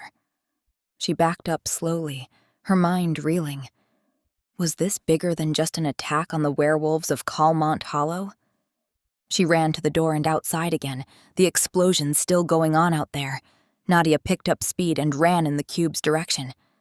While she did so, she focused on the sounds of those explosions and realized they came not only from Calmont Hollow. By the sound of it, the entire city was under attack. And if the two hybrids were involved, like the events at the police station indicated, then this had to be what Kassemyr and Darrow had been planning. Was this why Darrow had wanted her thrown out from the Wraiths? To ensure she couldn't stop it somehow? Or merely just to be cruel? She wouldn't put either past him. But an ice-cold grip of dread clenched at her heart, where she ran through the streets to reach her former home. The streets where she moved were either too quiet or people were running fast to reach the safety of their homes. Not that simple doors would protect them from vamps out to do them harm, but even vampires couldn't possibly kill all the citizens of Agartha. There weren't enough of the bloody creatures, thankfully. The cube soon rose above the nearest buildings, the royal palace looming behind it. Nadia pushed on and soon saw the familiar front steps and entrance. The sight had her stop dead in her tracks. There was no one there. No one came and went. No one was outside talking to each other or visitors. The place looked deserted. The last time she'd been here had been the same, but that was because she'd been kicked out. Everyone had been inside then, but now she couldn't see anyone through the large doors. What was she going to do? She wasn't welcome here anymore.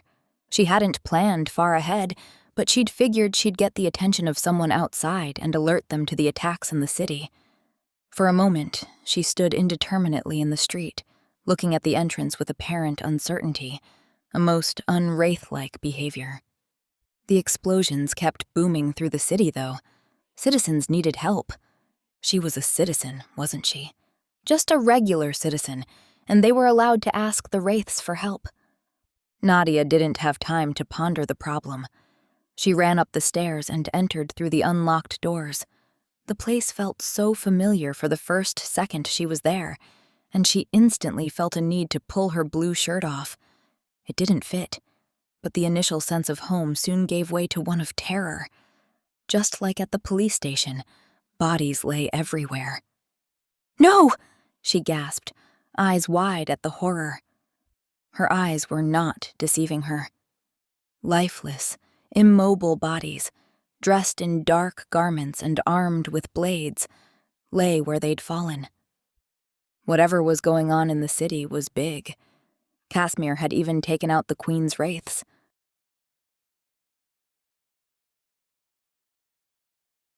Chapter 7. The only reason Nadia managed to stay still and quiet was for all her training among the Wraiths. A Wraith didn't cry out in emotional outbursts. No keening, no screaming, though those were reactions she would have forgiven herself for in this instance.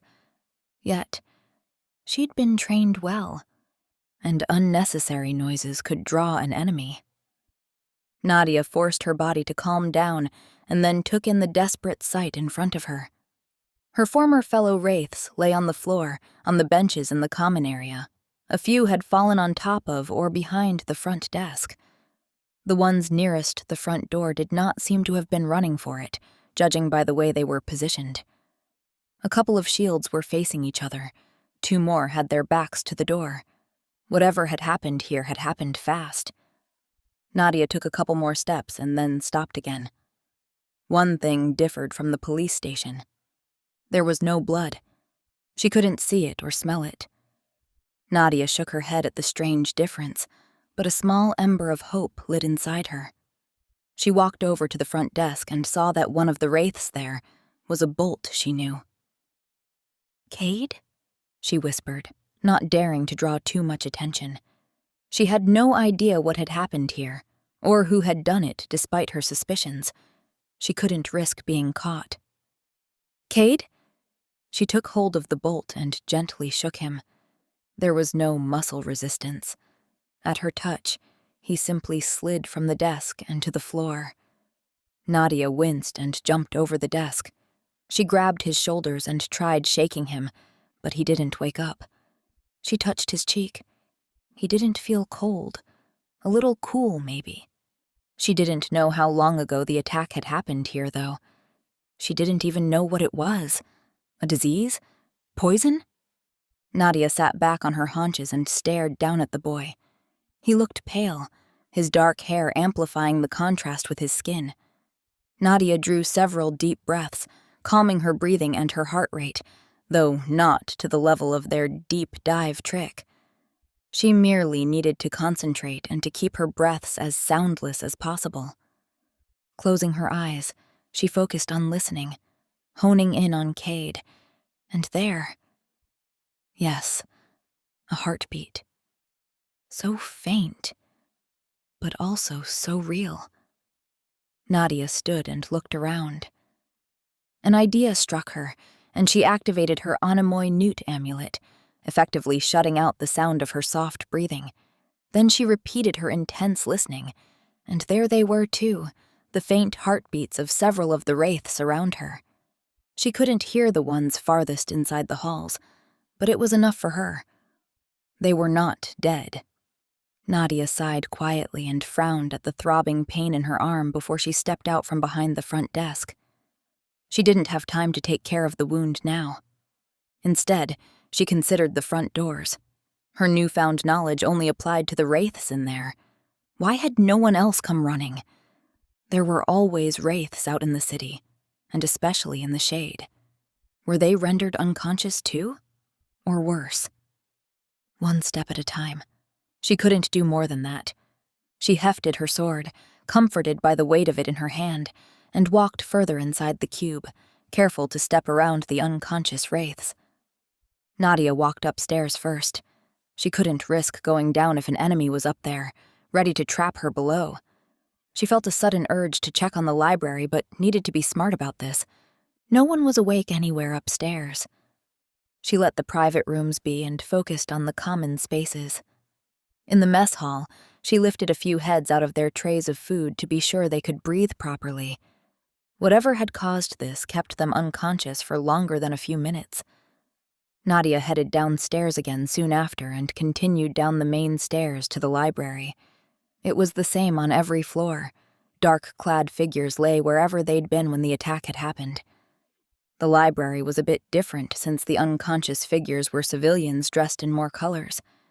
She hadn't thought to ever come back here, but now that she was, she needed to at least check if Harmiston was harmed or not. It was usually quiet in that vast space, but this lack of subdued talking and quiet breaths was eerie. Nadia walked between the large bookcases, and since she didn't even hear herself, it felt like a place void of life. The only exception was the red, pink, and green lizard that skittered between two bookcases in front of Nadia. She stopped then, aware that the tiny creature hadn't noticed her. She didn't want to frighten it and cause a magical explosion of bubbles so near the books. They'd been released into the library by accident, and when they exploded, they also separated into several smaller versions of themselves. The Agad Agama lizards had become the dread of the Chronicler assistants over the last few weeks, but no one cared about that now. Only Nadia. She waited for the lizard to vanish around a bookcase and then moved on. The moment she turned right around the bookcase nearest her, an almost muffled sound reached her sensitive ears. A metal clink. Nadia stopped and listened carefully, thankful for the amulet which hid her own breathing from her senses. Had she been mistaken? No. There it came again. A definite clinking noise. Something of metal, maybe, hitting something of the same material. It came from the direction of Harmiston's lab, or maybe the doors leading down to the storage rooms and tunnels underneath the cube. She couldn't be sure but moved in that direction until she heard another noise. It was the sound of a door closing softly. Someone was trying to be quiet, and the sound wasn't that of a proper door either. The snap of the door hitting the frame reminded Nadia more of a cupboard. The lab, then. She altered her path slightly and headed for the lab, worried about what she might find in there. The ones behind it all? And what if Harmiston had been at work? Were they a threat to him now? She walked quietly despite her amulet, her training too ingrained to ignore. The door was not all the way closed, and though she heard nothing, except maybe a few breaths, she had no doubt someone was in there. She might just be a half-blood, but her hearing was excellent. She pushed the door open with her hand and eased inside, not willing to take a blast of magic, or whatever poison the others had, in the face. There was no poison, but there was lots of magic. Nadia's eyes widened at the sight of the man looting the cupboards and stuffing items in a large sack. She stepped closer, eyes widened in disbelief. "Harm? What are you doing?"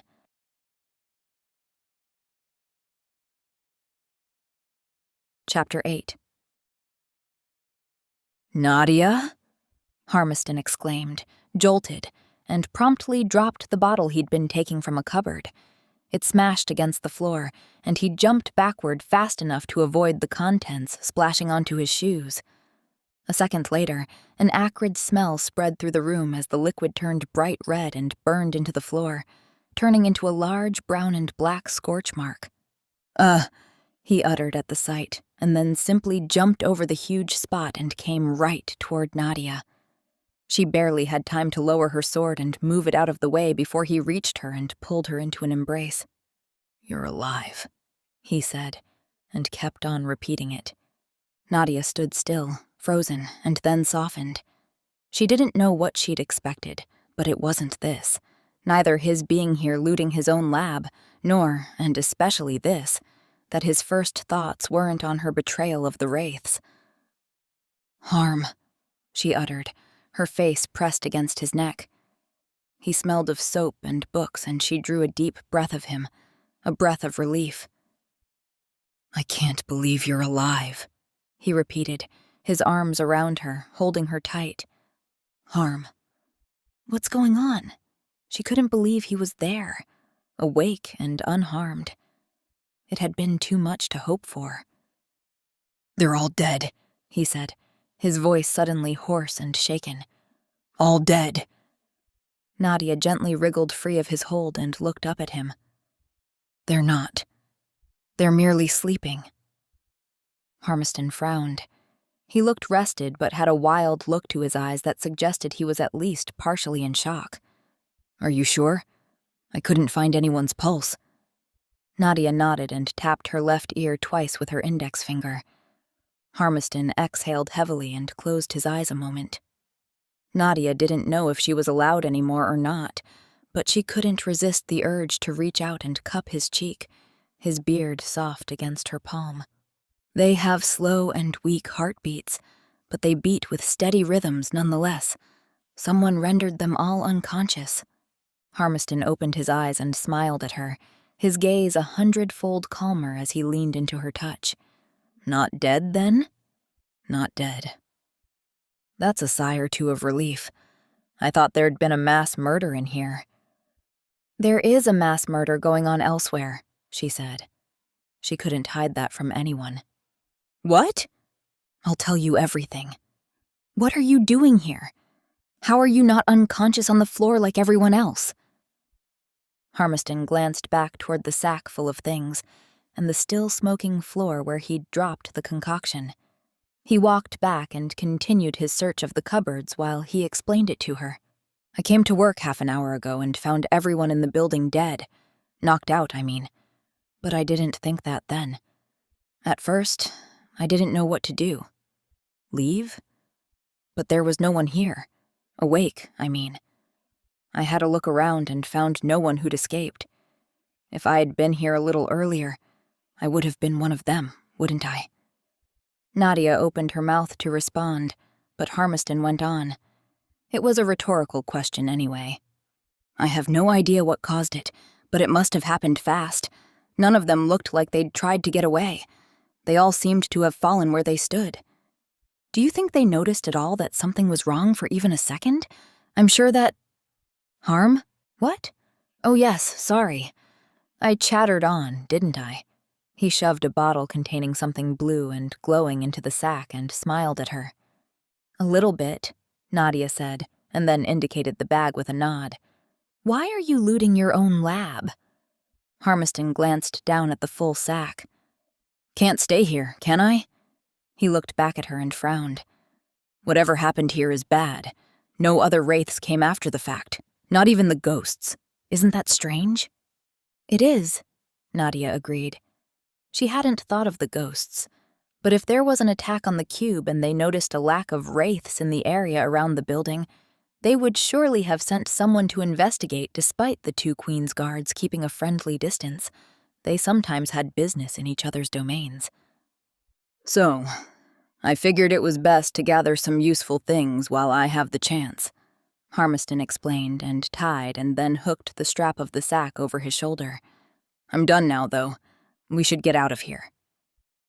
Nadia wasn't so sure of that.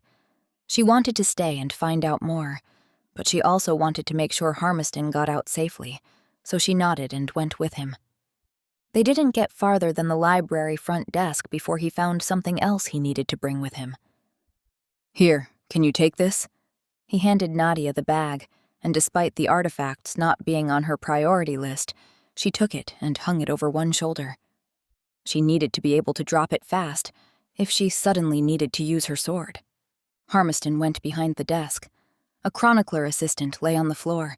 She looked like she'd slid out of her chair when the attack had happened.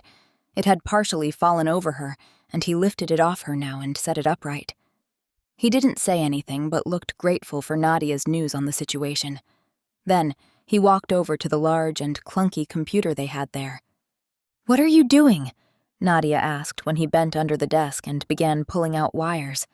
"Getting the hard drive," he explained before lifting the large part of the computer from under there. "Why?"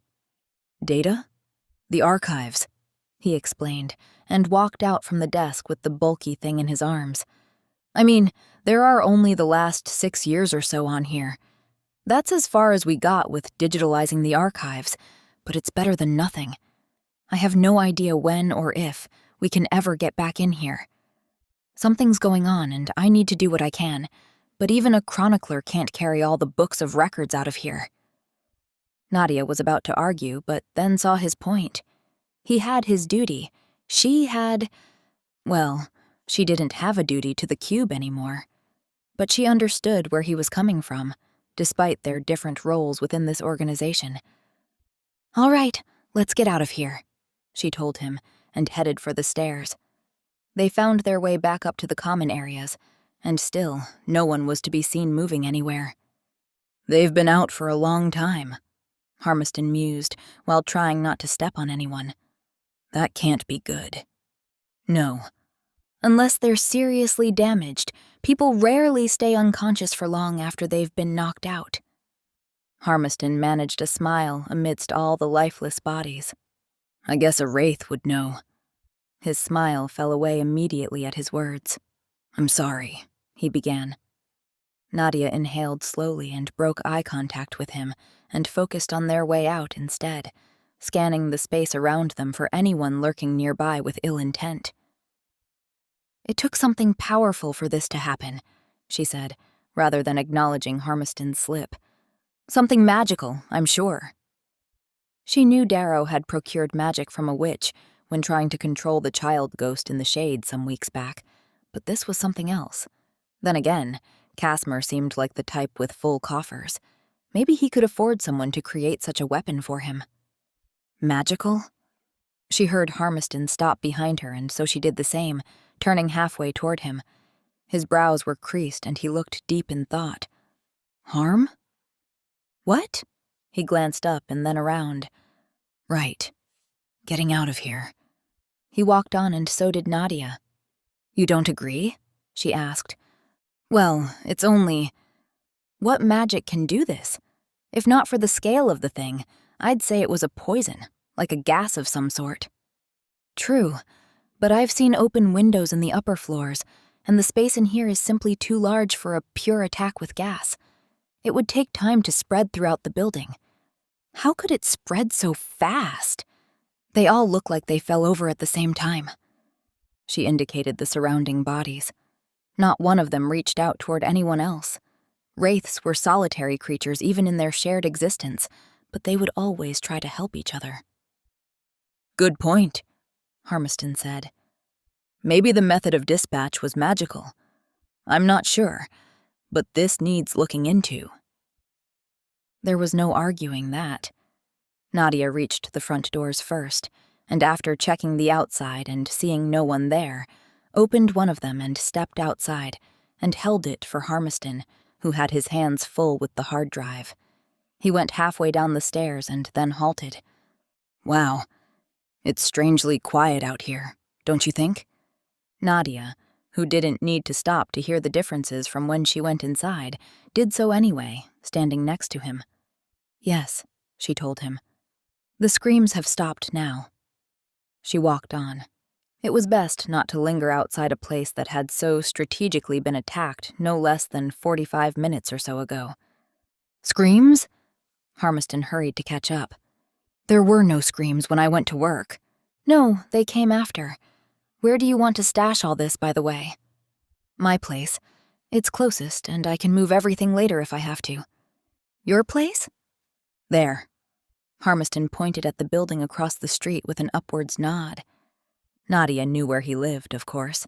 She'd just never been there. She'd made sure to take things slow with Harmiston in case Kassemyr or Darrow had her watched outside the cube. Now, though, she figured they were busy at least at the moment with slaughtering and tormenting the citizens of Agartha. She felt sure they weren't being watched. There were still noises from around the city like faraway sirens, shouts, and people running in nearby streets. But the worst of it all, whatever it was over now. She followed Harmiston to his apartment, figuring the best course of action right now was for him to leave these things and gather whatever he needed for a few days. Then she could bring him to Nilefar's, where he'd be safer than right next to the cube. After that, she could see about what to do for the Wraiths, if they still needed her. For all she knew, they might wake up at this very moment. Vampires and werewolves attacked together? Harmiston asked, his voice hiding none of the doubt he surely felt when they entered his place a couple of minutes later, and Nadia had filled him in on what she'd seen since the explosion at Nilefar's shop. I know it's a lot to take in, but yes, that is essentially what's going on, she said, and then noticed his home. He had a sizable living room space with sleek furniture consisting of a couch area, a dining table at one end, and of course, a large desk pushed against a wall covered with books and surrounded by bookshelves. An opening to the right revealed a kitchen, and two closed doors to the left likely hid the bathroom and bedroom. She hadn't been inside the neighboring buildings of the cube much. Their neighbors weren't the kind to cause trouble, but from what she had seen, this was a fairly standard home for this area. This is a lovely home, she told him.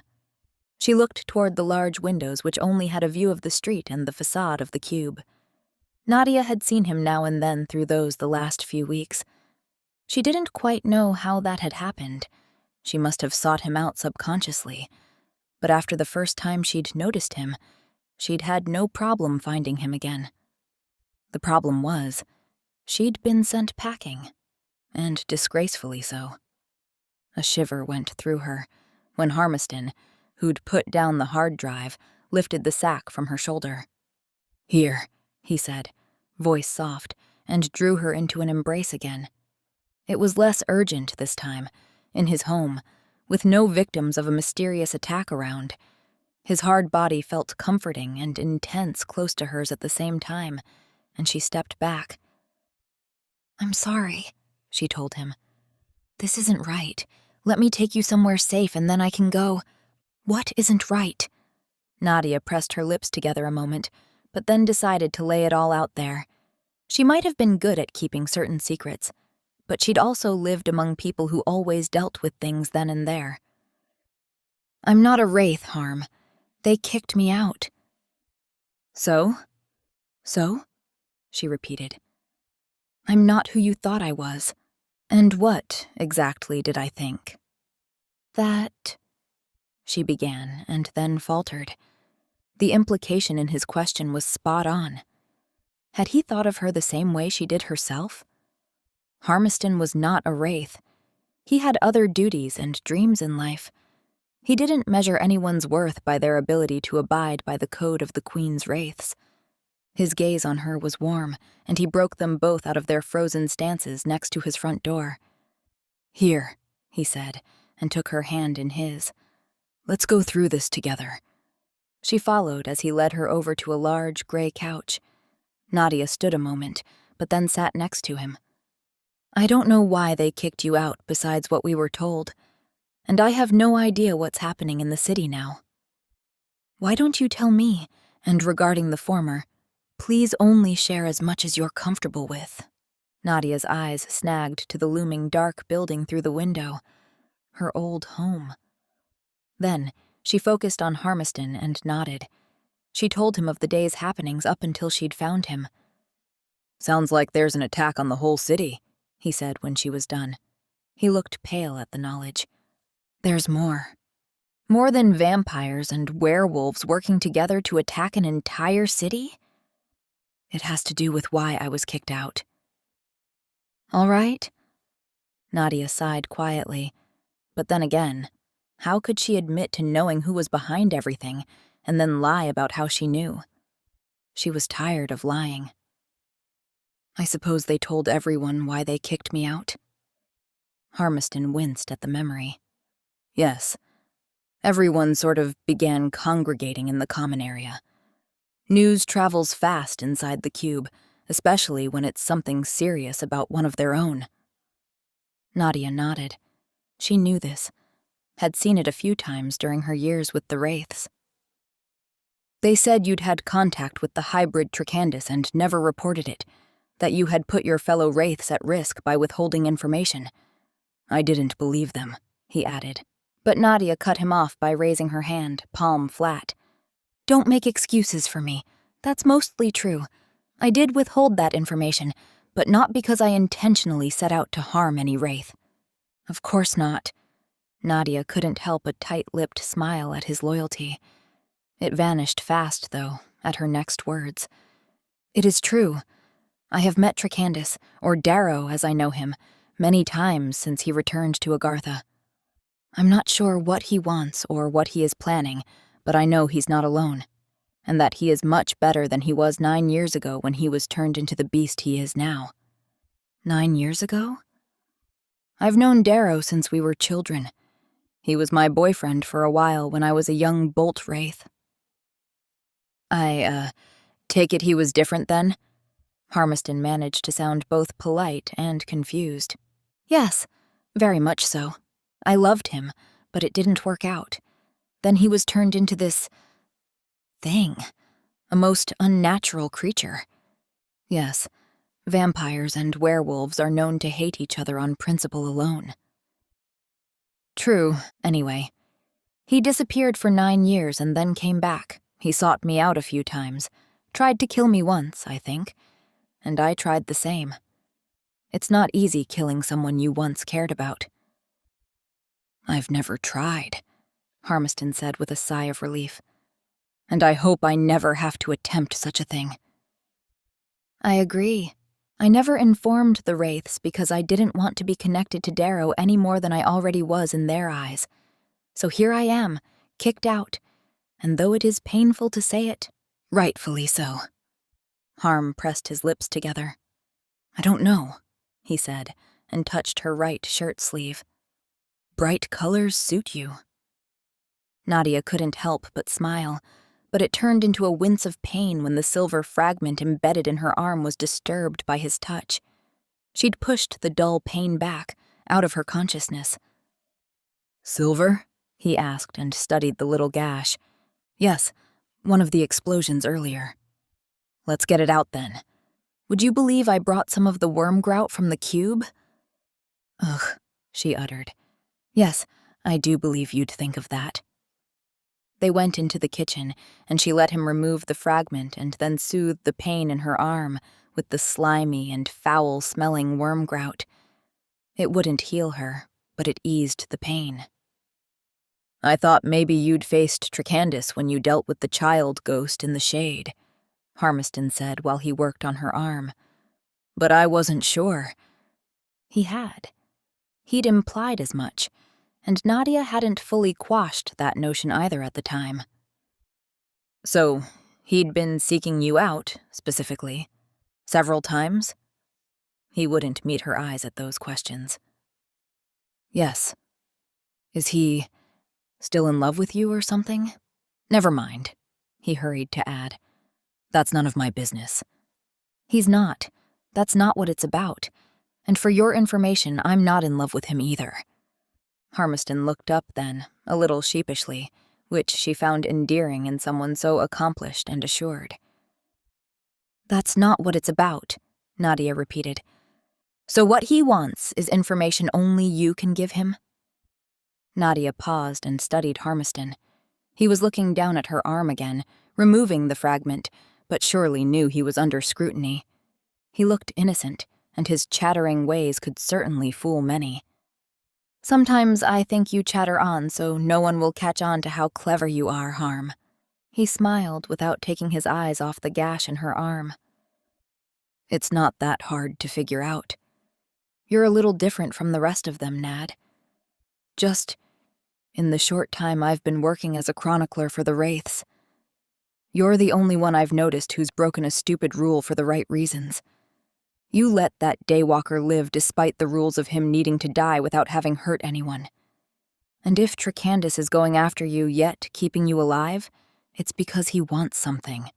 Since Wraiths don't have anything except some good weaponry and a few coins, that has to be information. And what information can one Wraith among so many have that he wants? I can't see it being anything but personal, especially now that I know you've known him most of your life. Nadia didn't respond at once, instead barely registering the stench of the worm grout as Harmiston poured some over her arm. The soothing woke her up. You're right. You don't have to tell me. He straightened up, keeping her hand in his, squeezing affectionately. Not until you're ready. Thank you. She wasn't ready for that. Come on. He put a thick napkin under her arm so the worm grout wouldn't drip and they could go back to the couch. Darrow set me up. He made sure Atherton knew I'd been in contact with him, and that was the end of my life among the Wraiths. He did? Yes. Spectre Terrace told me how it all went down. Funny. The timing alone. Yes, the thought struck me too. He made sure I wasn't in there for the attack. But if they were only rendered unconscious, then why keep you away from everything? That was a good question, and as he uttered the words, Nadia looked to the cube, where movement in one of the upper windows caught her attention. Because someone's in there right now. She jumped from the couch and ran to the window. I need to go back and help them.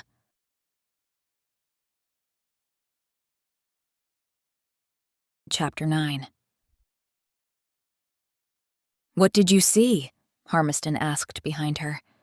Nadia stared out the window, but whoever had caused the movement up there on the 6th floor of the cube did not reappear. She was sure of it, though. Someone had moved inside one of the private rooms of the Wraiths. Someone was moving around, she answered Harmiston. He walked over to her, peering out the window at the looming dark cube across the street. Does that mean they're awake then? Nadia carefully shook her head. She wasn't sure. She looked down at the entrance of the cube, but no Wraiths came outside. Surely if they had awoken, someone would run to see if the ones guarding the shade were all right. Her gaze rose and landed on the front door. Through the glass, she could just glimpse the feet of one of the fallen Wraiths. Then it slid away, further into the building.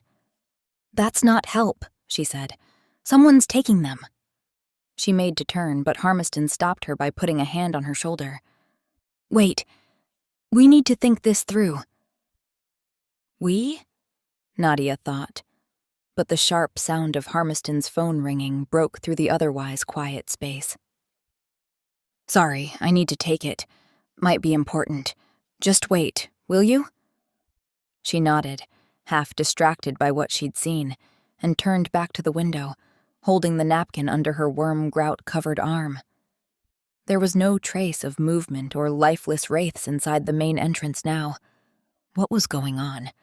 Why hadn't Darrow and Kassemyr straight out killed the Wraiths when they had a chance? It seemed excessive to render them unconscious and then kill them. Why not use a lethal poison in the first place, then? The only conclusion she reached, while Harmiston talked to someone on the phone, was that the Wraiths were being gathered somewhere inside the cube. To what purpose, she couldn't guess. Keeping them alive was foolish when all Kassemyr stood for was what the Wraiths stood against. "Nadia?" She blinked and turned to see Harmiston near the phone, one hand still on the receiver. "Yes?" "That was a friend of mine. Wanted to check if I was all right. The entire city's been taken over. The police have been killed or forced out, the Wraiths too. At least that's what people think. The shade is sealed off, guarded by wares and vamps alike. They've even taken the royal palace. Our call was broken off mid-sentence. I think they cut the lines." The thought of the palace sent a jolt of worry through Nadia. She nodded and made for the door. "Where are you going?" "I think Victoria is there." "Oh no." Harmiston's face was all sympathy. "All right, give me a second and we'll go." "We?" This time she said the word out loud. "Yep," he answered and went over to the door and changed from his sneakers to some sturdier boots before putting on a dark gray jacket over his green shirt. "Of course, we," he said when finished and beamed at her. "I don't need you to." "But you do need me. What if we come across the weapon they used? I can be of help figuring out how they did it." That's a positive response if ever I heard one. Besides, if you want to enter the palace, or the cube for that matter, now that there are likely enemies within, you need me even more." Nadia used the napkin to clean the worm grout off her arm, slightly amused by his persistence. "How so?" "You need the tunnels." He flashed her a smile as she arched an eyebrow at this. "And who knows them best?" She looked around his place. "Do you have some more clothes? And some bland asphodel?" "So this Kamra is a hybrid too? 2 of them? I hardly thought one was possible," Harmiston said an hour later when they neared Count Elisatra's townhouse.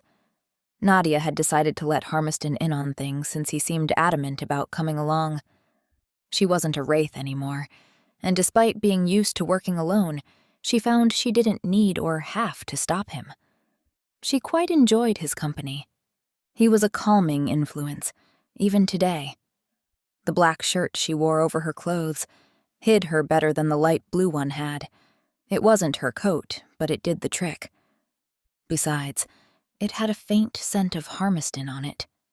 She studied him out of the corner of her eye, where he walked, self-assured yet non-threatening. He was so different from anyone she spent any prolonged time with.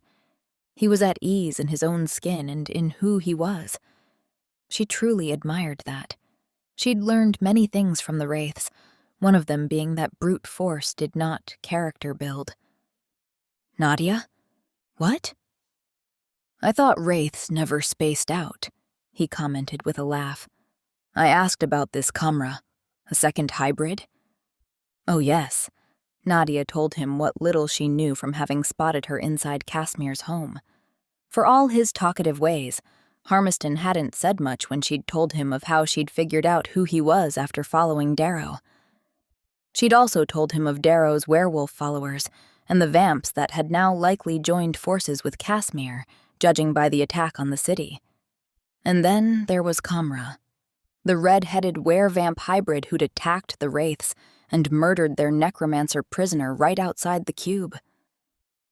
"Wow," Harmiston blurted when she was done telling him everything.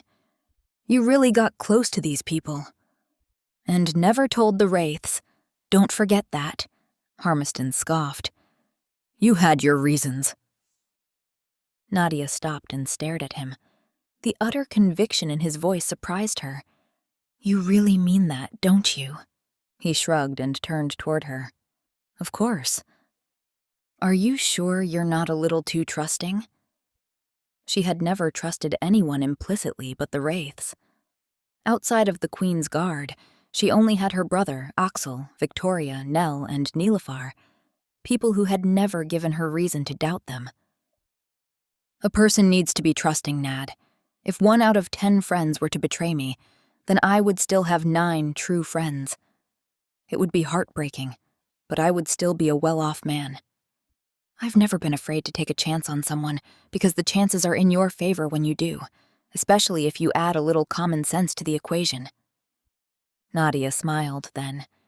She'd seen photos of people who had to be his friends, and maybe family members too, on the wall of his living room and on the fridge in his kitchen. She realized she had never inquired too much about his life outside the cube. Until a few days ago, it had been unrealistic to even think she could be part of it. The possibilities of life had changed so much in such a short time. Harmiston reached out and cupped her cheek in his warm hand, stroking his thumb gently across her cheekbone. And one day, a wraith a little different from the others walked into the library and scared me half to death by attacking my books, and I decided she was worth a chance too. Nadia sighed quietly. Maybe she had Harmiston in her life now as well. A slight rustling caught her attention, and she grabbed Harmiston's hand and yanked him along as she leaped into the garden of the nearest house. "Again?" he whispered, not letting out a sound of shock, thankfully.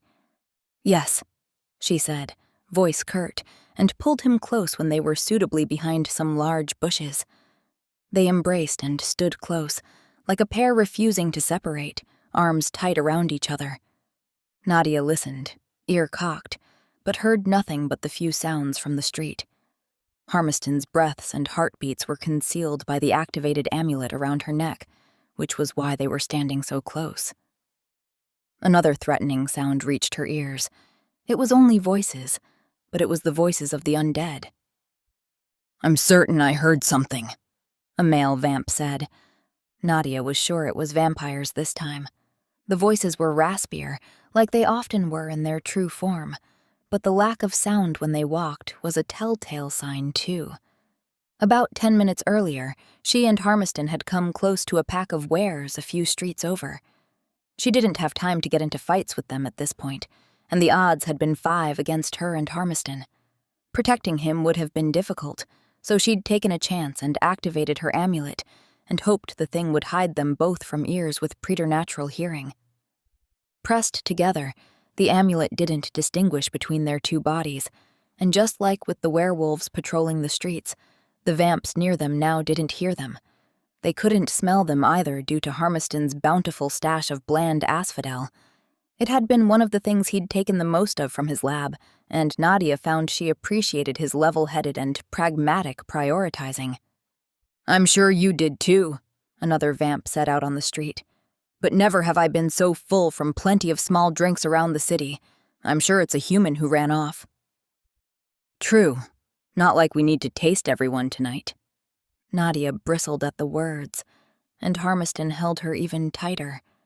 The city was quiet now, eerily so, guarded by wares and vamps, but not together in the same groups. Come morning, she suspected only the wares would do so. Maybe that could be a time to strike back. But that meant she needed to find the Wraiths first. And they likely needed the ghosts, too. It was a lot to take in. And yet, she stood there, quietly, embracing Harmiston for several minutes after they'd heard the last words out of the vamps to be sure they were alone, ready to keep searching for Victoria. She could never forgive herself if something had happened to her friend. It left a lot to do in very little time. It was the middle of the night, and daylight felt too far off. A servant opened the door after Nadia rang the doorbell the 3rd time. Clearly, the household was inside and afraid to open the door, and no wonder. Still, a younger man in the dark suit of a butler finally opened the door a fraction. "My name is Nadia Navarra. I'm a friend of Victoria, Elisatra's fiancée. Is she here?" "Please," the man said, eyes on the street outside the front garden. "Not so loud, miss. We wouldn't be standing here alive if any of them were around. I need to know, is Victoria in here? Is she safe?" "She is not here. Neither is the Count. He was supposed to spend the next few days at court." Nadia inhaled deeply. This was not the news she wanted. I see. She glanced at Harmiston, and then said her thanks to the butler before they left. This is not good. If your friend is correct about the royal palace, then Victoria is in trouble, she told Harmiston. He wouldn't lie about that. Besides, he's a reporter for the Agartha Observer. They have their sources, which is why they all had to go into hiding. He was making a few last, desperate calls to warn people earlier. I can't imagine what this Kassemyr fellow truly is up to, but I'd warrant a guess that a free press is not welcome in those plans. It's textbook, really. Harm? Yes? Oh yes, rambling. Let's be quiet on the street tonight. He smiled, but there was no genuine mirth showing on his face now. I have to go look for her. Of course. I'm going with you. No, don't try to argue. We already went over this, he protested in a soft whisper when she opened her mouth to do exactly that. If you're going to find Victoria, you need to use the tunnels. Any idiot would know to guard the entrances to that place, and considering they've taken over the entire city, we know they're not that stupid. Nadia considered him a moment while listening for anything that could come from people with fangs moving around. Then she nodded. He was right. I need your help then if I'm to use the tunnels. You know them best. I do. For now. Ouch! He feigned hurt by putting his hand over his heart. Does that mean you don't want me along for more than one dangerous task? Well, you're a decent provider of bland asphodel. I'll give you that, she admitted, the corner of her mouth moving upward a fraction. Come on, then. They hurried through the deserted streets, back toward the royal palace, meeting one more group of vampires and hiding in the same manner as before. The minutes it caused them to lose grated on Nadia, but the quiet closeness to Harmiston was oddly calming to her, sharing those moments pressed together in silent comfort. They circumvented the cube completely, opting for arriving at the back of the palace, where the two wings stretched into the vast palace garden, which further connected to the cube garden. That was where Harmiston wanted to go. He'd mentioned before how the tunnels made up a network of passageways down there, and that there were many ways to enter. One was, according to him, through a fountain in the cube garden.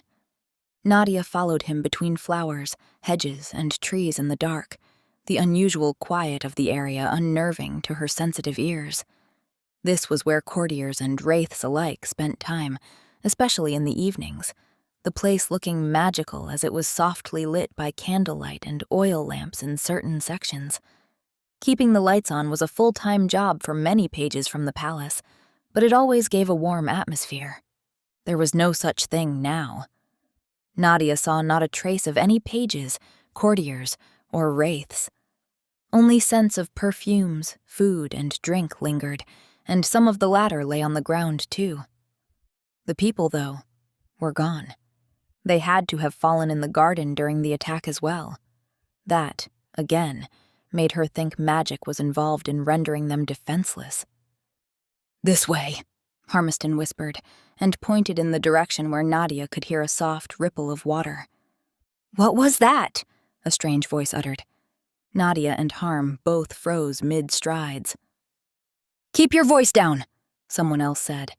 As on reflex, by now, Nadia and Harmiston drew together, making sure the amulet protected them both. Nadia stared blindly over Harmiston's shoulder while listening, filtering the sound of the running water out to hear who they were up against. I can't hear anything, the first speaker said. It helped her pinpoint the owner of the voice, then the sound of feet on the ground, shuffling a little. There's two of them, she whispered into Harmiston's ear a moment later. Werewolves. Do we wait them out? He whispered back, his breath tickling her ear, sending shivers down her spine. Just our luck to be guarding this miserable place, the first speaker said. Nadia shook her head. Those two weren't going anywhere. I thought I heard whispers, the other said. They might very well have because, despite the amulet hiding all sound, it didn't hide spoken words. Nadia considered how to proceed. They needed to get to the fountain, and fast, but this hindrance was dangerous, especially for a civilian like Harmiston. She figured she could send him back away in the direction they'd come, but the crack of branches being forced aside caught her attention, and all thoughts of escape vanished from her consciousness. Instead, she stepped away from Harmiston's embrace and drew her sword just as two hulking figures burst through a finely pruned hedge 5 meters away. "I told you I heard whispers," one of them said, and shifted into an even larger form, looming over his friend.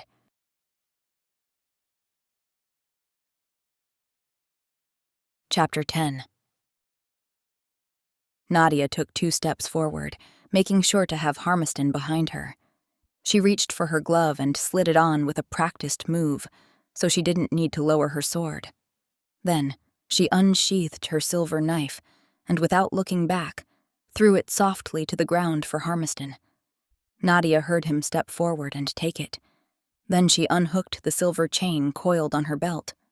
"Look at that," the were who hadn't turned said, a leer on his face. He was a young werewolf, but tall and muscular as most males of their kind were. A wraith who didn't fall over. Guess she wasn't told what to do. He laughed at his own comment, or at her. Nadia didn't care. Taunts never worked on wraiths, ex or not. Instead, she focused on both threats, because she didn't deem the were in human form any less of a threat than his wolfish-looking friend. He towered over everything except the trees, a massive humanoid wolf standing on his thick hind legs. When he bounded forward, she was already expecting him to. The beast swiped at her, the long claws mere centimeters from slicing into her body, but she bent and moved slightly forward and to the side. The were's strike only had half the impact he'd hoped for. It gave Nadia a push where she was already going, slicing her sword into his right hind leg.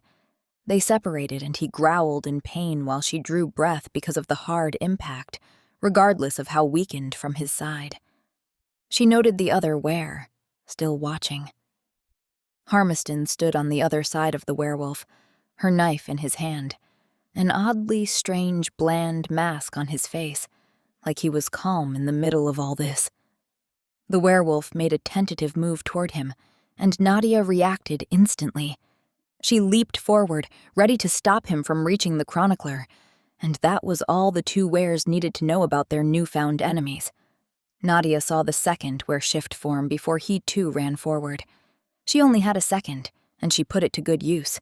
The first wolf, who tried for Harmiston, didn't quite manage to turn around fully and face her. She saw him throw his body back to avoid her sword, and threw the silver chain forward instead. It smacked into his furry and fanged face like a whip, and the beast twisted in pain, barking out his frustration. The next second, Nadia sliced into his midriff with her silver-inlaid sword. The beast gave a half-howl, half-wheeze at the shock of the pain, and bent over. It gave her the chance to see the other wolf fully where he bounded straight for Harmiston, his front legs slamming into the soft, grassy ground of the garden. Nadia didn't hesitate. She was trained to react to any idea of defense or attack that came to her mind, whether or not 100% sound. She swung her sword and threw it toward the werewolf. It flew straight under its moving clawed paw and pierced into its side. The werewolf croaked a noise and stumbled, but Nadia was already occupied with the other one. She kicked him in the side before he could recover from the wound in his abdomen. The distinct smell of the werewolf fur hit her nose next when she swung the chain so it twirled around the beast's neck and she gripped it at both ends. The silver bit into her sword hand, but she didn't care. She wasn't unfamiliar with this type of pain. Instead, she pulled back hard, and the strangled noises of the werewolf told her he was still surprised at what was happening. Nadia took both ends of the chain in one hand and reached for her dagger, seeing the second wolf get up despite the sword sticking out of its side. Its eyes were on Harmiston, not its friend at Nadia's mercy, and she knew where this was going. The second wolf ran toward Harmiston, and Nadia gripped her dagger and swung it over the werewolf's shoulder, straight for the creature's heart. It was a fantastically difficult blow to strike due to the awkward angle, but one she'd practiced so many times over the years it had become second nature, like so many things. The dagger slid into the hard chest and pierced the wearer's heart, no silver needed. Nadia didn't linger to see the effects. The werewolf had 2 seconds tops before darkness would claim it. She heard the large body thump to the ground while she ran forward to help Harmiston. She couldn't see him anymore. The second werewolf was between them, half bent in an oddly frozen posture. She reached for her sword, mere centimeters away, when the hulking beast simply toppled over sideways, and all she could do was yank the sword out in an awkward move. For a moment, she stared down at the dead were, and then at a crouching Harmiston, who held both hands in front of him in a loose grip, now missing her knife. It stuck out of the wolf's chest. He'd missed the heart, but hit an artery, the blood pouring from the wound out onto the grass. Harmiston seemed to realize what had happened then. He slowly got up, his face still a mask of neutrality. "You all right?" he asked. "Am I all right?" The question seemed absurd. He'd nearly been killed by a werewolf, but his breathing and pulse, though elevated, weren't in panic mode. "That looks painful," he went on, indicating her hand when she bent to retrieve her knife. "I didn't bring any worm grout, I'm afraid." He took the knife when she handed it to him. She figured it was better that he had something. Worm grout? That comment was even more absurd.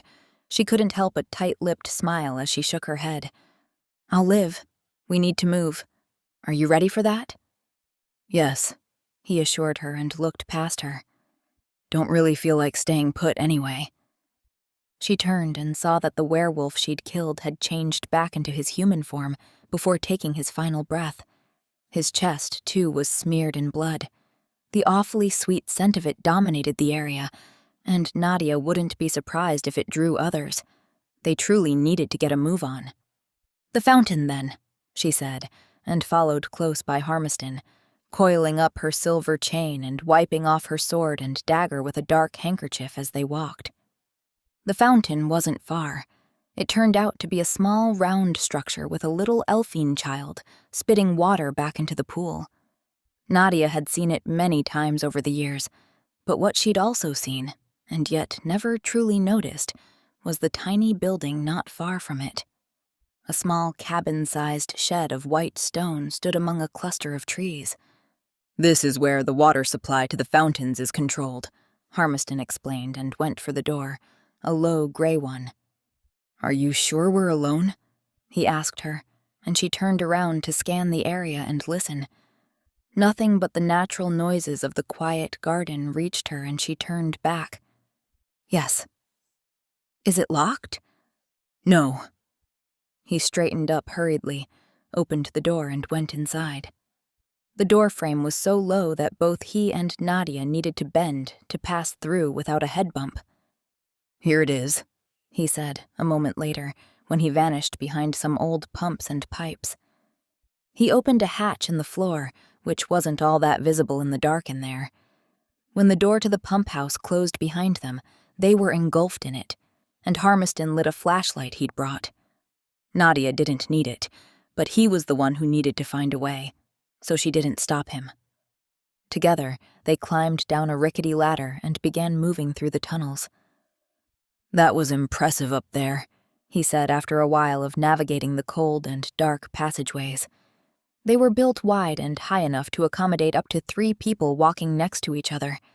Harmiston had told her before how he suspected it was built when the city was created, likely before the palace and cube had been built. "I should say likewise, Harmiston." What he'd done had been truly impressive. As a Wraith, she was expected to be able to take out a couple of werewolves. Civilians weren't. She was amazed at his calm. Maybe he, like the Wraiths, was good at compartmentalizing, or maybe the events up in the garden hadn't sunk in yet. Either way, she was curious. "Nah, you already half-killed him before he got near me. Thanks for that, by the way." Was all she uttered to that, and wished she had more time to dig into his strangely controlled reaction. Besides, they neared the cube now and began their ascent. It took them about 10 minutes to reach the library from the tunnel entrance in the garden, but when they entered the upstairs floors, they saw that Nadia had indeed seen movement from Harmiston's apartment. Not a wraith was in sight anymore. All the halls, rooms, and the common area were empty of people, awake or not. "They've been taken somewhere else." Harmiston stood, gazing at the empty common area where they'd seen so many lifeless bodies a mere 3 hours ago. Where could someone have taken so many people? And why? Nadia shook her head. Can't smell anything. There's not even a hint of who did this. That would take a lot of bland asphodel. Yes, or a different kind of concealment magic. She turned for the stairs and headed back down. "We need to go to the palace. There's nothing for us here." Harmiston followed without a word, an unusual state for him which only magnified the seriousness of the situation. Back in the tunnels, he led them over to the palace. Still, Nadia couldn't smell anything. But here and there on the dusty stone floor, disturbances had been made. She thought it to be recent and warned Harmiston of this. The way she saw it, they seemed to be alone there now, but they were not the only ones using the passageways that night. The royal palace was quiet. Nadia and Harmiston entered, like last time, through the royal library, and like in the cube, saw no one, not until they entered the halls and corridors upstairs. They saw no courtiers, but there were ghosts around, dead ones. "Looks like they were executed while unconscious," Harmiston said with horror on his face at the sight. He couldn't yet smell the weak scent of death, but Nadia could. At least 20 ghosts had suffered severe stab wounds in a dining hall, but they looked much like the Wraiths had in the cube, like they'd fallen unconscious instead of fighting to defend themselves. There were no signs of struggle on or around any of them. "Someone came this way before us," she told Harmiston and took the lead. At this point, they didn't know where they were going, only that they had to search through the vast building to find Victoria. The fact that they didn't see any courtiers was Nadia's only hope at this point. At least there was no proof in front of her that the courtiers had been purposefully murdered. They headed into the south wing first, simply to start somewhere, and since Count Elisatra's rooms were there, it seemed as good a place to start as any. This led them past the spellbound halls, where Agartha's mages worked tirelessly to keep the magically induced city running. Nadia stopped and laid a hand on Harmiston's arm. "Look, they're here." Harmiston followed her gaze and didn't seem surprised at the sight of the mages still inside their halls, going about their night like there was no chaos outside the glass doors that separated them from everyone else. The city would crumble without them. Nadia moved closer and noticed that despite the dozens of mages working in there was a stiffness to their movements. It didn't take long before she and Harmiston were noticed. Several mages, in various stages of their magical work, often with large tomes of books or maps in front of them, performing their magical duties, cast nervous glances at Nadia and Harmiston, who came to the door. Finally, a woman with graying black hair came to the other side of the door after a few hasty words with a fellow mage. "Are you a wraith?" she asked Nadia, worry in her voice. Her eyes flicked back and forth, up and down the hallway.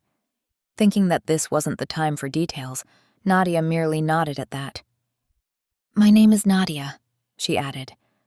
"I am Sushin, a weather mage, and—" She stopped herself and frowned, looking at Harmiston. "This is Harmiston, Chronicler for the Wraiths," Nadia explained. "We're the only ones awake from over in the cube." "So the same thing happened there too?" Sushin nodded to herself, a sad expression on her face. "All the Wraiths are gone," Nadia said. "I've seen dead ghosts, but no courtiers here. Do you know what happened?" "Yes." Sushin looked back at her colleagues who were still working, magical lights roaming through the air up under the high vaulted ceiling in there, but they were all paying attention to this, nonetheless. Sushin turned her attention back to them. "They all fell unconscious and were moved." "Where? And by whom?" "Vampires and werewolves. I've never heard of such an alliance." It's harrowingly true tonight, Nadia confirmed. They moved them? Didn't kill them? No.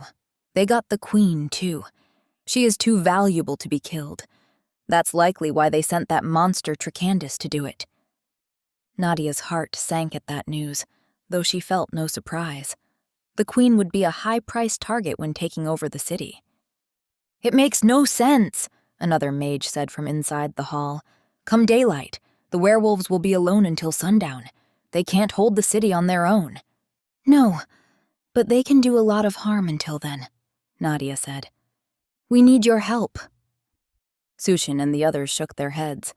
A few in there looked down at the floor. We can't leave. The city can't be left unattended. There's a difference between can't and won't, Harmiston said, his voice strained from the disdain he was surely trying to keep inside. He didn't quite succeed. There are thrice the numbers of mages than what's needed to keep the city going. Forgive us, Sushin said. We can't. Even Tricandis knows this. We were the only ones spared during the initial attack. Which was why they were awake and working. They had nowhere to go and everyone needed them. That's a load of— Never mind, Harm. Nadia broke him off and nodded her understanding to the mage. Just tell us where they are so we don't waste any more time searching this place. We can see what happens in the palace if we want, she admitted. We watched when they rounded up the courtiers and the queen. And? They were taken to the throne room. They're still there. Tricandis and his followers, too? Yes, seems they're waiting for something.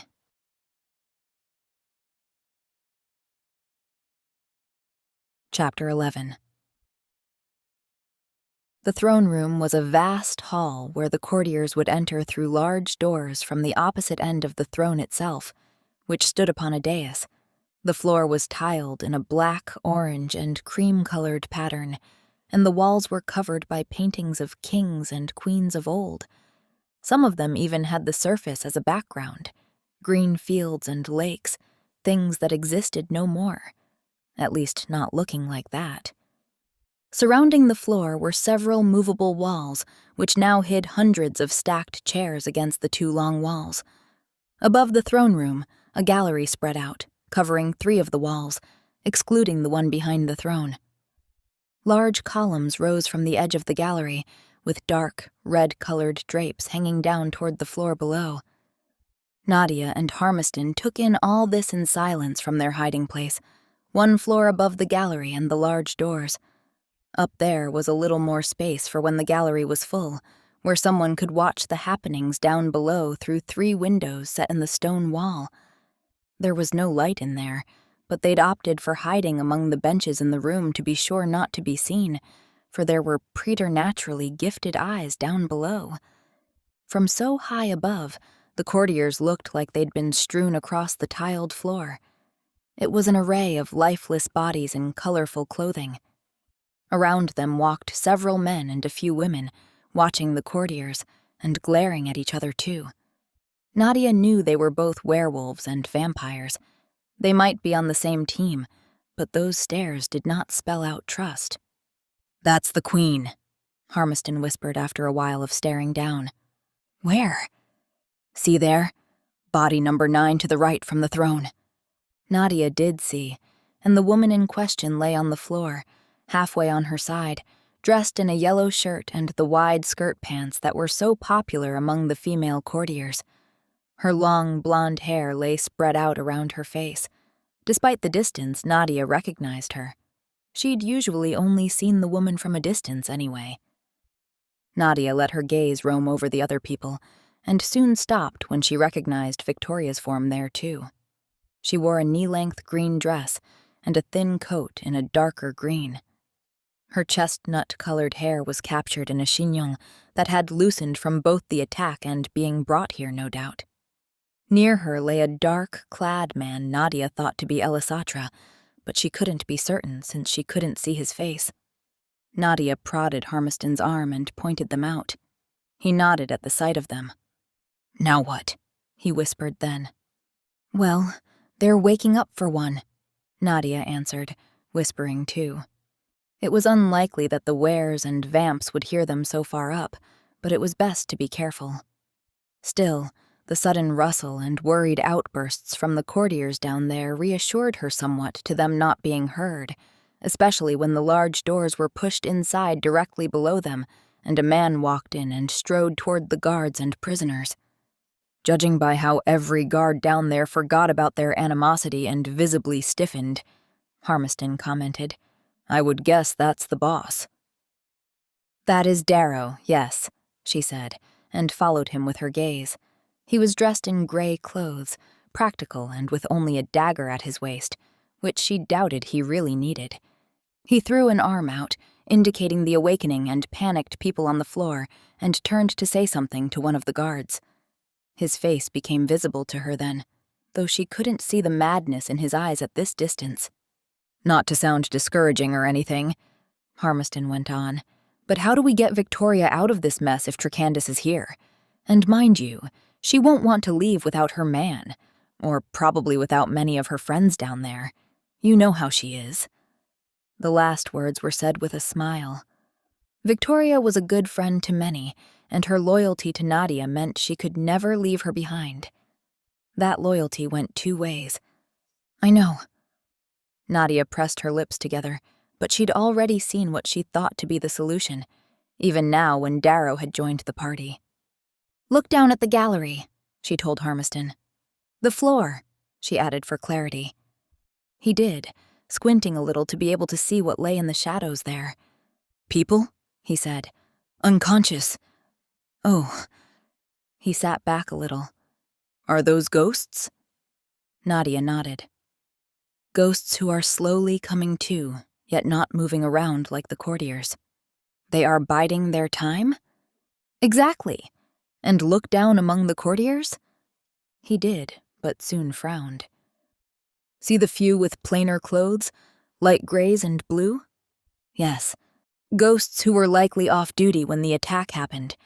Darrow's men probably moved them here by mistake.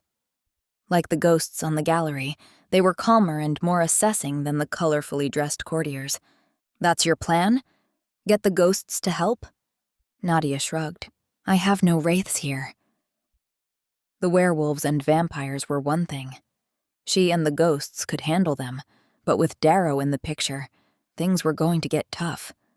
Stay here, she told Harmiston, and turned for the door, but he put a hand on her shoulder and stopped her. I know you've been trained to protect citizens, Nad, but this isn't the time anymore. I'm coming with you. Harm, that's not... Please, he said, and raised his free hand, palm out. This is the time when no one's safe anymore, and maybe more than one civilian might perish, but then we can't sit back and do nothing. Nadia, crouched and ready to move, studied his face carefully. He was right, and though she didn't like it, she knew she couldn't argue. The ghosts had lost many of their own, and the wraiths were nowhere to be found. All right, she said, but at least stay back.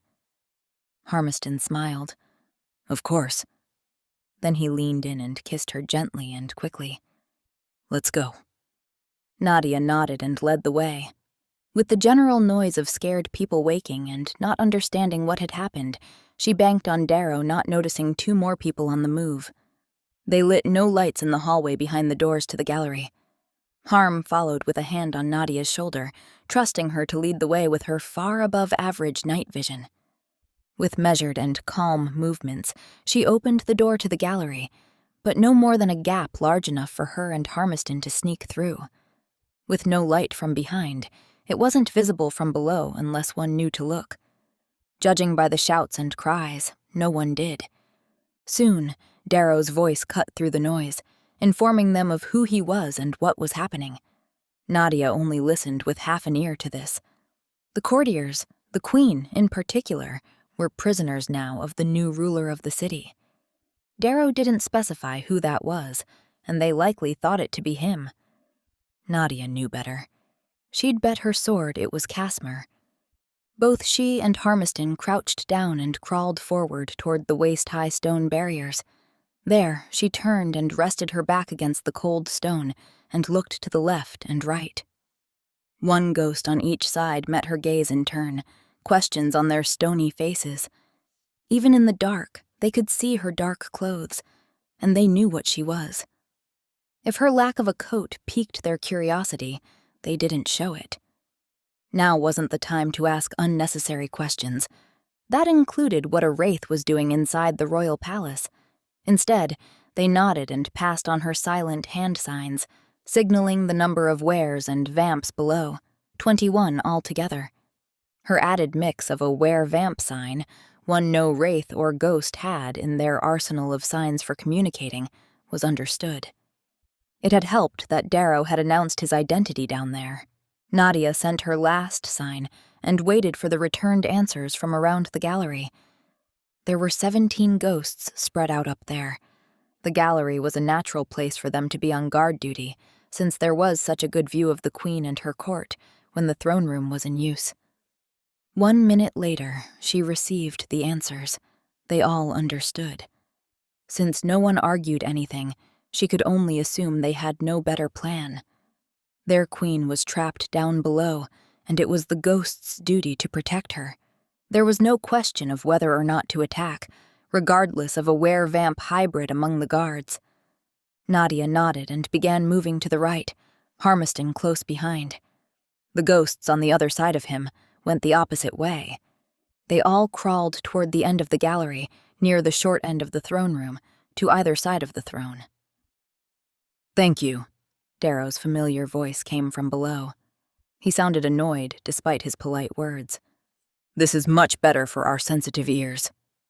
The courtiers had become a lot quieter down there, likely scared into silence by the sneering creatures around them. All those noises reached Nadia. Even Harmiston had to hear the collectively elevated breathing down there. "As I said, the Queen is now our guest." "Guest?" A female voice rose from the crowd, the Queen herself. Nadia had heard her give speeches before. She sounded more angered now, though, and rightfully so. "You are traitors, all of you!" "Calm yourself, ma'am," Darrow interrupted. "The city is no longer yours. So yes, both you and your husband here are, in fact, guests, and—" He stopped and became silent for a few seconds. No one, not even the Queen, broke that silence. "Speaking of guests," Darrow continued, his voice equally loud to be heard by all, "I believe we have more than we bargained for. Did anyone bother to check the gallery?" he asked, sounding exasperated by the incompetence of his followers. "What? There were so many heartbeats." The explanation came from a male voice Nadia had never heard before. It didn't matter. All that mattered was the non-reaction from the ghosts in front of her. She was utterly grateful to see them continue, unperturbed by Darrow hearing their heartbeats now. This wouldn't have fazed the Wraiths either. "I hear 18 hearts beating up there now," Darrow pointed out, and his accuracy astounded her, yet also showed he didn't know everything. They were 19, her amulet still protecting her from being heard. One of the ghosts further ahead gave a quick sign, 2 fingers pointing up at the barrier, and then everyone rose and jumped up to the edge.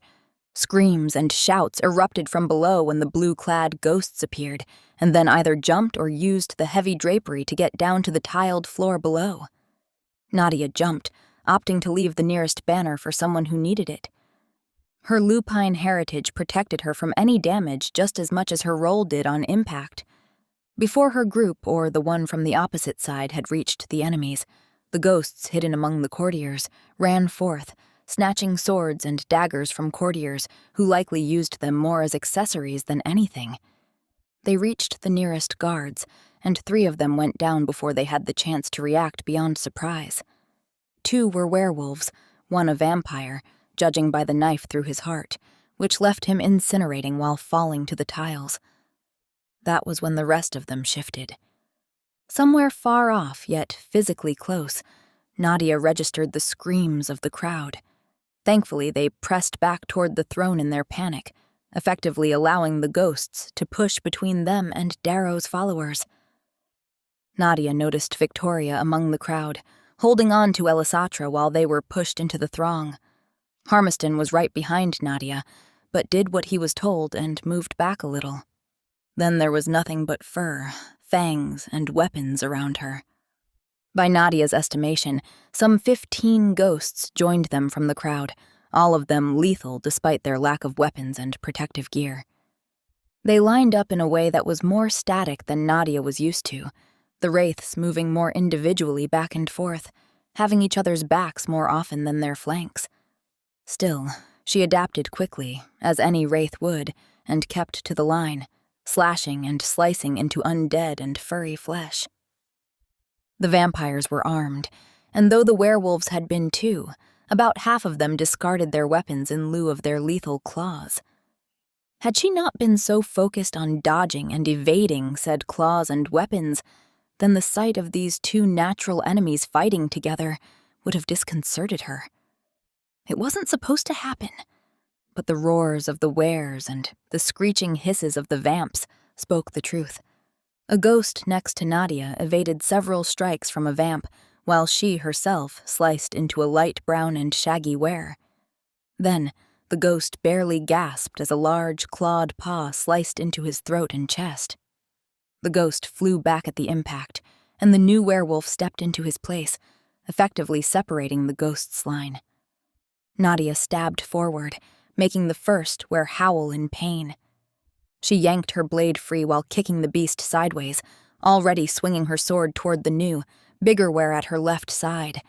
The blade froze between two enormously clawed paws.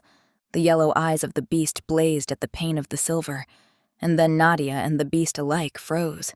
She recognized those eyes, the manic gleam in them. Then they changed color into the icy blue of a vampire. His body remained a werewolf, though, large and hulking with dark fur, Darrow. All it took was a millisecond of their frozen standoff. Next second, a ghost struck Darrow from behind, and he took a step to the side. Didn't even stumble. The smell of blood was in the air, but not only his. The ghost didn't succeed in closing the line again. Darrow struck lazily by the looks of him, and the blue-clad man stumbled into the crowd of wares. Nadia made to go after him, but a swipe from Darrow had her ducking abruptly, instinct steering her. "No!"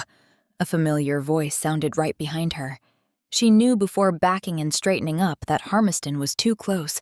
Her gaze flicked to him for half a beat, and then back to Darrow again. If the werewolf's fanged maw could have smiled, that was what was happening now. He saw the weakness in her for what it was, and made use of the knowledge. He swiped at her legs, and she had no choice but to jump back, and in that same motion, the enormous werewolf swung his paw and struck Harmiston's back.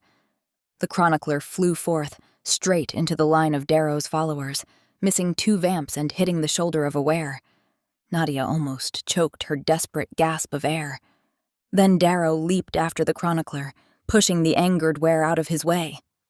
The silver knife was wrenched from Darrow's hand, clattering to the floor. Somehow, through all the noise of screams and clangs of weapons, Nadia heard that. The sound threatened to force a scream from her throat. Wraiths did not scream, but she wasn't one of them anymore. And Harmiston was at the mercy of a were-vamp hybrid. It was a nightmare happening in front of her. She ducked under the blade of a vampire who came too close and made her move. From what her distressed mind could tell her, about half of Darrow's followers had been slain, one vamp smoking up the floor a mere meter from her. A few of the ghosts had fallen. If they were anything like the Wraiths, and she was sure they were, they would get on without her. Besides, if she could distract Darrow long enough, maybe they could all take him in the end. She ran forth, following the hulking werewolf onto the mostly empty floor behind the melee. Darrow grabbed hold of Harmiston's hand, now void of the silver knife, and wrenched with all his might.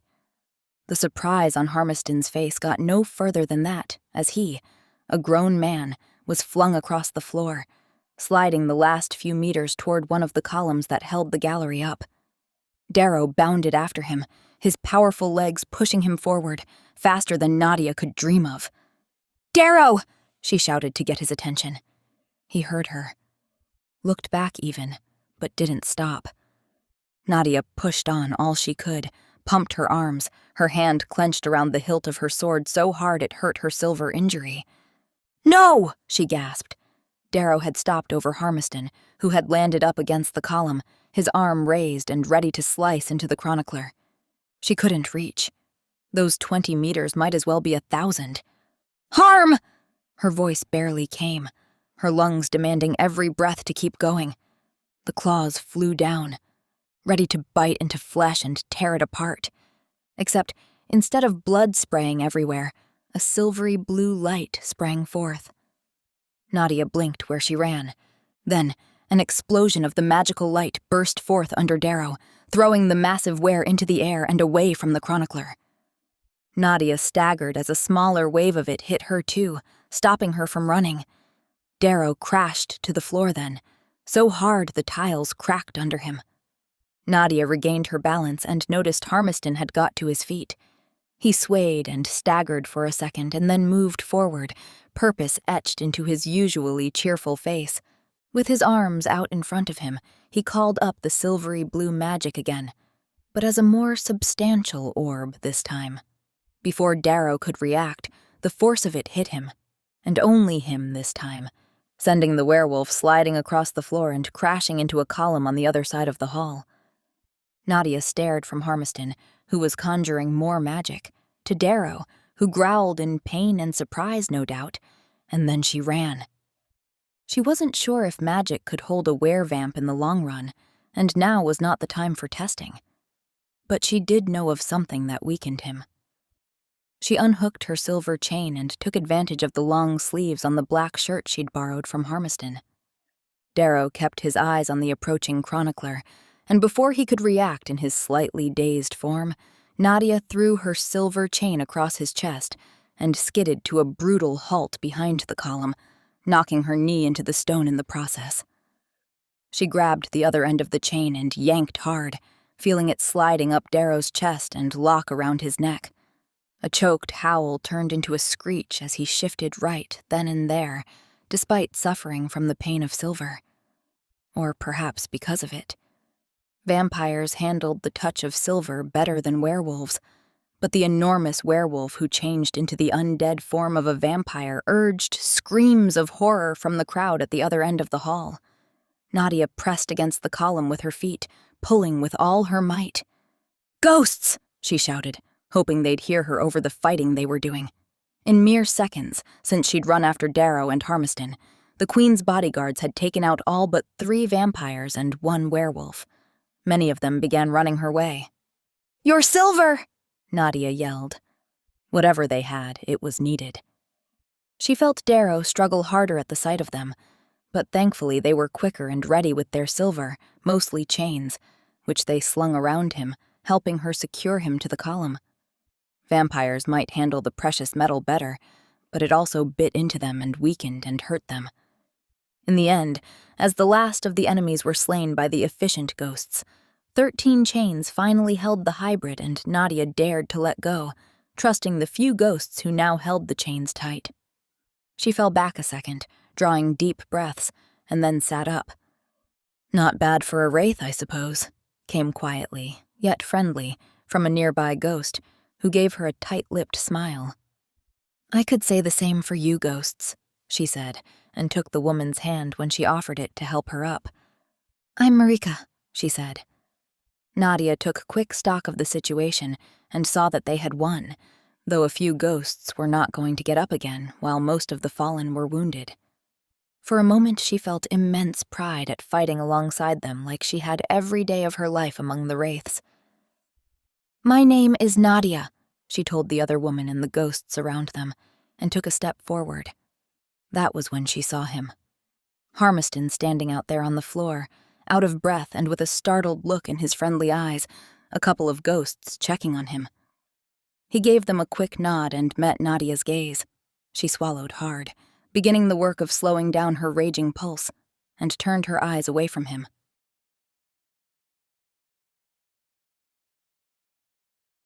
Chapter 12. 4 dead, 6 wounded. No news on the attack that left everyone unconscious. Nadia's breathing slowed down, her pulse as well. With calm, measured movements, she wiped undead blood from her sword, noting the ghosts doing the same while catching each other up, to the best of their knowledge, about what was going on. The mage informs us that the whole city has fallen to this attack. Werewolves and vampires aligned.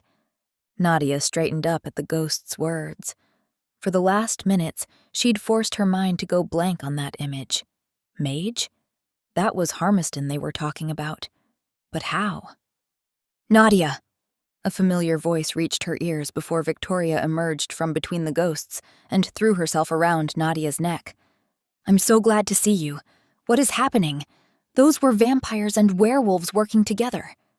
Nadia gave a quick nod of greeting over Victoria's shoulder to Elisatra, who'd followed her over.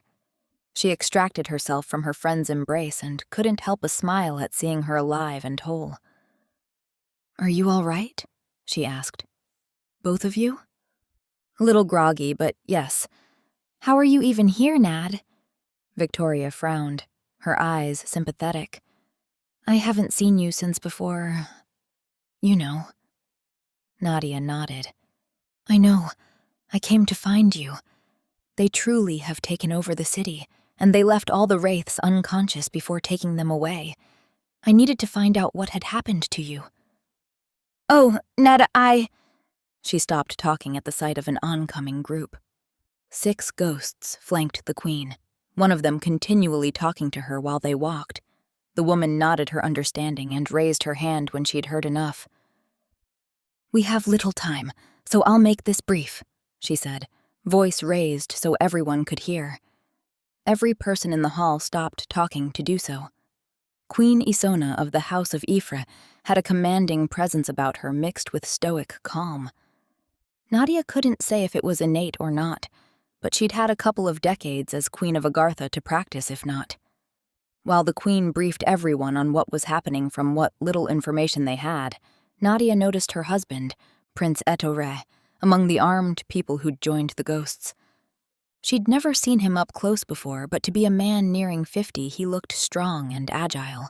Judging by how he and a few others shared knowing looks with the ghosts, she suspected more than one courtier had been trained by the queen's guard. It made sense for her to have bodyguards who weren't that obvious. Further behind this lethal entourage stood 3 young teenagers, 2 girls and a boy. The queen's children, no doubt. We don't know the extent of it or why, but they seemed to have joined forces to follow the hybrid Tricandus, the queen went on. A peal of husky laughter broke out, all too audible since everyone was straining to hear the queen speak. They all turned to look at Darrow, who was still tethered to the column, 3 ghosts making sure he was securely trapped there. The silver dug into his pallid and waxy skin, causing him to bleed in many places, even through his clothes. The abomination speaks, Queen Isona said. No matter, we have him now. Phantom, extract what information you can, then dispose of him. She added this to Marika, who Nadia then understood to be the leader of the ghosts. The phantom ghost, there was only one, was the equivalent to the specter Wraiths. The ghosts had no blade. They had the queen.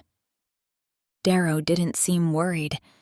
There was no fear nor any anger on his undead face, or his human one when he shifted back in front of them all. Nadia felt the fear run through the courtiers as a gasp intensified in them all. Darrow was handsome and looked the epitome of health, despite being chained to a column with silver that still hurt and trapped him even in this form. Your intel is wrong, ma'am, he said, a smirk on his lips and the familiar manic gleam in his eyes.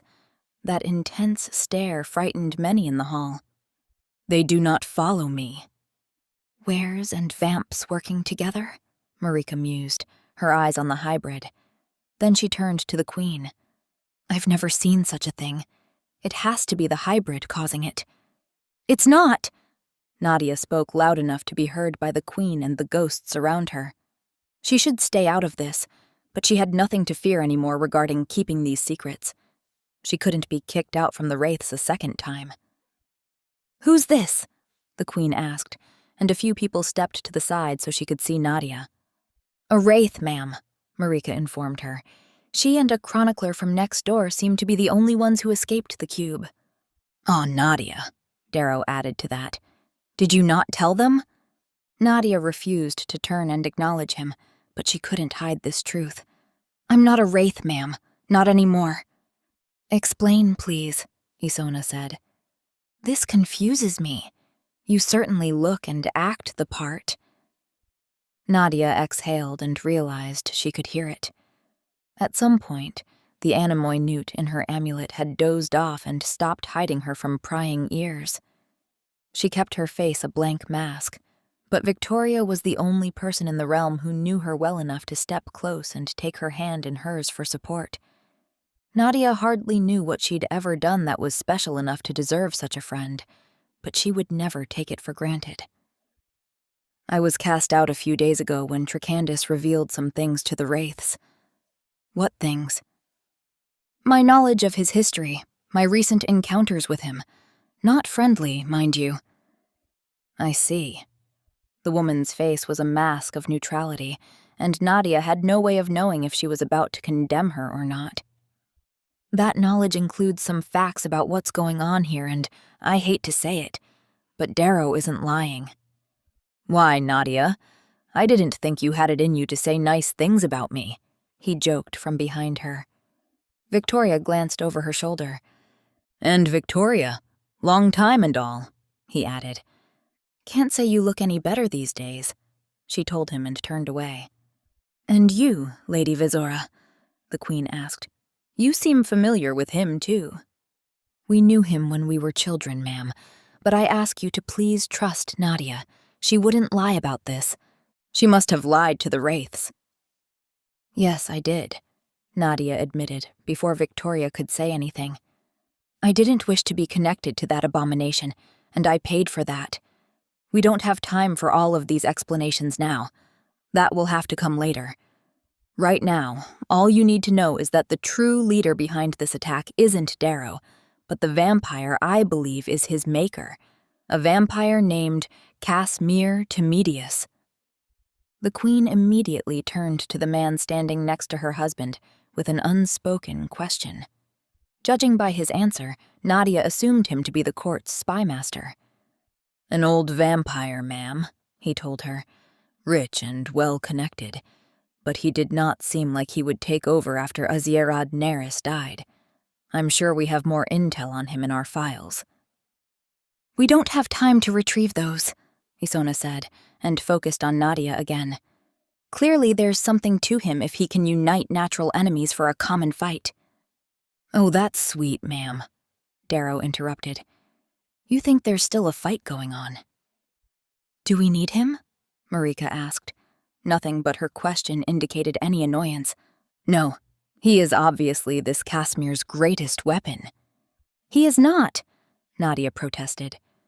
That wounds me, Nad, Darrow said, the mock hurt apparent in his voice. There's another one. Another hybrid? The Queen asked.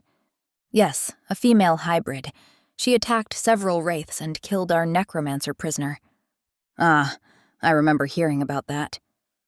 Not much of a secret weapon, Darrow commented, and something in his voice, something only someone who had once known him well could pick up on, made Nadia look over at him. Something about Kamra bothered him. But what? She didn't get to ask a question about it, nor would she have gotten an answer, she was sure. A blonde ghost about Nadia's age who'd left the hall shortly after the attack came in, haste in his steps. Sentinel Carrie, Marika said. News? Yes, Phantom. Ma'am, he added to the Queen. There is movement in the garden below the forecourt. What kind? Nadia was relieved to find the ghosts not spending time disbelieving each other or overusing their words. The efficiency felt familiar and oddly safe despite the situation they were all in. Someone trying to remain hidden. Marika nodded and then waved 3 other ghosts over. A prick on Nadia's shoulder drew her attention. She turned to find Harmiston looking at her with uncertainty in his eyes. The fact that she hadn't heard him walk up to her told her how focused she was on the situation with Kassemyr's attack. Nadia, he whispered, I need to explain. "Not now," she interrupted him, and held up a hand as if asking silently for a moment to say something herself, but she couldn't. Instead, she squeezed Victoria's hand, and without asking permission, followed Carrie and the three ghosts out of the hall to check what was going on. Neither they, nor the Queen, said anything to stop her, so she figured they'd seen her usefulness during the attack in the throne room. Outside, they broke into a run, and she followed them through long and numerous corridors, cutting through the odd and grand hall. Every part of the palace spoke of wealth and comfort, things that didn't matter now. Soon after, they reached the windows on the front side of the palace, and Nadia noticed how dawn wasn't far off. There was already a touch of orange streaks in the sky. "Whatever is happening," one of the ghosts said, "those vamps need to seek cover from the sun. The werewolves cannot hold the city on their own." "True," another ghost agreed. "Whatever they're planning, they can't succeed." "Depends on what they're planning, doesn't it?" Carrie said, his eyes firmly on the view. "What do you mean?" Carrie shrugged. "Maybe their goal is short-term? Like they're trying to steal something? Who knows?" Nadia couldn't help but frown. She didn't disagree exactly, but it seemed excessive to attack the entire city then, if they had a smaller target. But she couldn't see how they were going to keep control of the city either. Maybe the goal is to make sure the werewolves are decimated while the sun is up? Makes no sense, Nadia argued. Very few of the werewolves in Calmont Hollow actually follow Kassemyr. True. Carrie gave a tight-lipped smile, probably studying her out of the corner of his eye. "And I suppose you would know." "I am half-ware, yes," she said. He could likely sense it, though what heritage let him do that, she couldn't say. Instead, she focused on the outside. Directly below them was the paved forecourt and the ceremonial entrance to the enormous palace. Below that, on what was only in the flat city of Agartha called a slope, lay a carefully tended-to garden, with the road from the street further down leading up to the forecourt on both sides of it. Something was indeed happening among the bushes and flowers there. "Someone is waiting," she said. "Why?" "Maybe they got wind of our counterattack," one of the ghosts said. "Maybe," Nadia said, and paid attention to the oncoming light. If there were vamps there, they would surely want to escape the sun before the light turned strong enough to kill them. And if they were werewolves, they didn't need to worry about it. Nadia breathed slowly and tightened her ponytail while waiting. About 2 minutes later, the ones outside stopped trying to hide. At first, a car came driving up one of the roads past the garden, before coming to a stop at the entrance directly below Nadia and the ghosts. What followed this was a large group of vampires who emerged from the secluded parts of the garden and approached the palace. There were no guards there to stop them. The ghosts beside her were quiet, absorbing all the information they could, she assumed, since that was exactly what she was doing. The vamps were in their undead forms, the white and waxy masks of the deceased suddenly everywhere in the picturesque surroundings. Some of them, though, were clearly prisoners of sorts. Among the vamps, other, smaller ones, Nadia thought, wriggled and tried desperately to escape the iron grips of their captors. They all looked to the sky with worry, and then toward the palace like they were judging whether they could make it. The back door to the car opened, and out stepped an all-too-familiar vampire. His chestnut-colored hair hung evenly on his shoulders. The suit was exquisitely cut, and the face of the once 40-something man was beautiful in the pre-dawn light. "Kassemyr Temedius," she said aloud so the other ghosts could be sure. Kassemyr would reach the safety of the palace before it became too late. The vamps in the garden, though. What was going on? She saw them all stop as Kassemyr shouted something. The larger vamps cheered when he finished, but instead of running for safety when he turned and walked inside the unguarded door, they waited. Nadia knew vamps could survive for a short while outside in the sun in Agartha because of the special and reflected sunlight from the surface. but they still needed shadows and secluded places to make it. They had none of that in the open garden.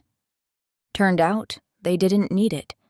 The captured vampires, who had undoubtedly not wanted to join Kassemyr that night, burned when the sun rose properly and its rays struck the creatures of the night. Smoke billowed as their bodies smoldered and turned to ashes. And yet, about 70 vampires remained in the garden, unhurt. "Those are not pure vampires," Nadia said, and stepped away from the window. "Those are hybrids. Kassemyr created himself a small army of them. He'll have no problem holding the city during daylight now."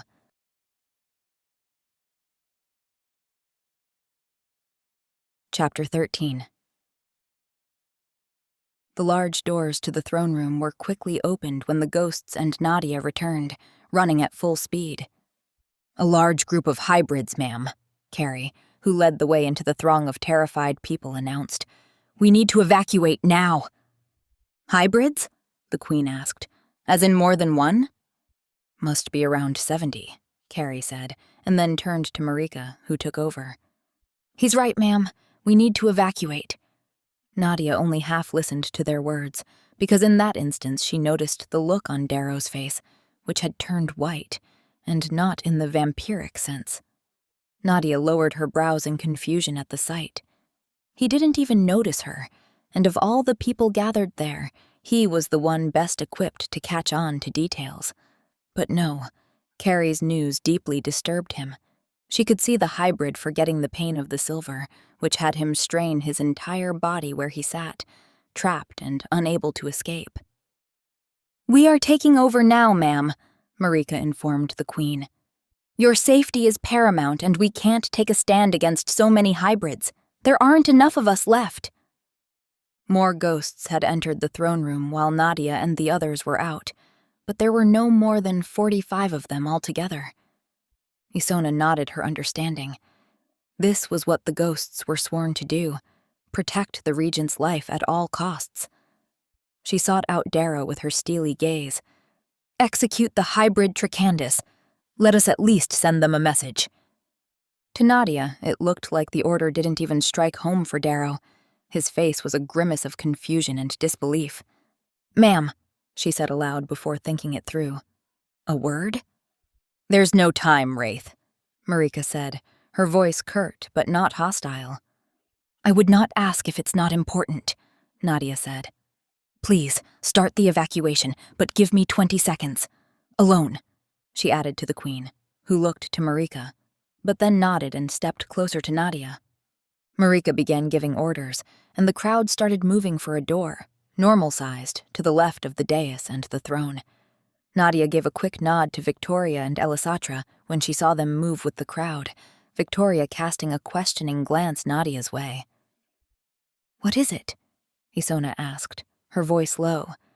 "Do not execute Tricandis," Nadia said, lowering her voice from anyone else nearby, though she knew Darrow would hear them. That was fine. He needed to hear this. He didn't know about the other hybrids. And the Queen looked to the large doors with impatience as 2 ghosts sealed them with the standards of the Queen and the city. It would likely only buy them a couple of seconds, but in the end, that might be what they all needed to get out of this. "He didn't know, and he trusts Kassemyr," Nadia explained, casting a knowing, quick look toward Darrow. If he had thought himself the only one, or one of 2, then maybe that could cause a fraction within Kassemyr's ranks. "I see," the Queen said, catching on. Nadia was thankful. The more she had to explain, the more Darrow would fight her.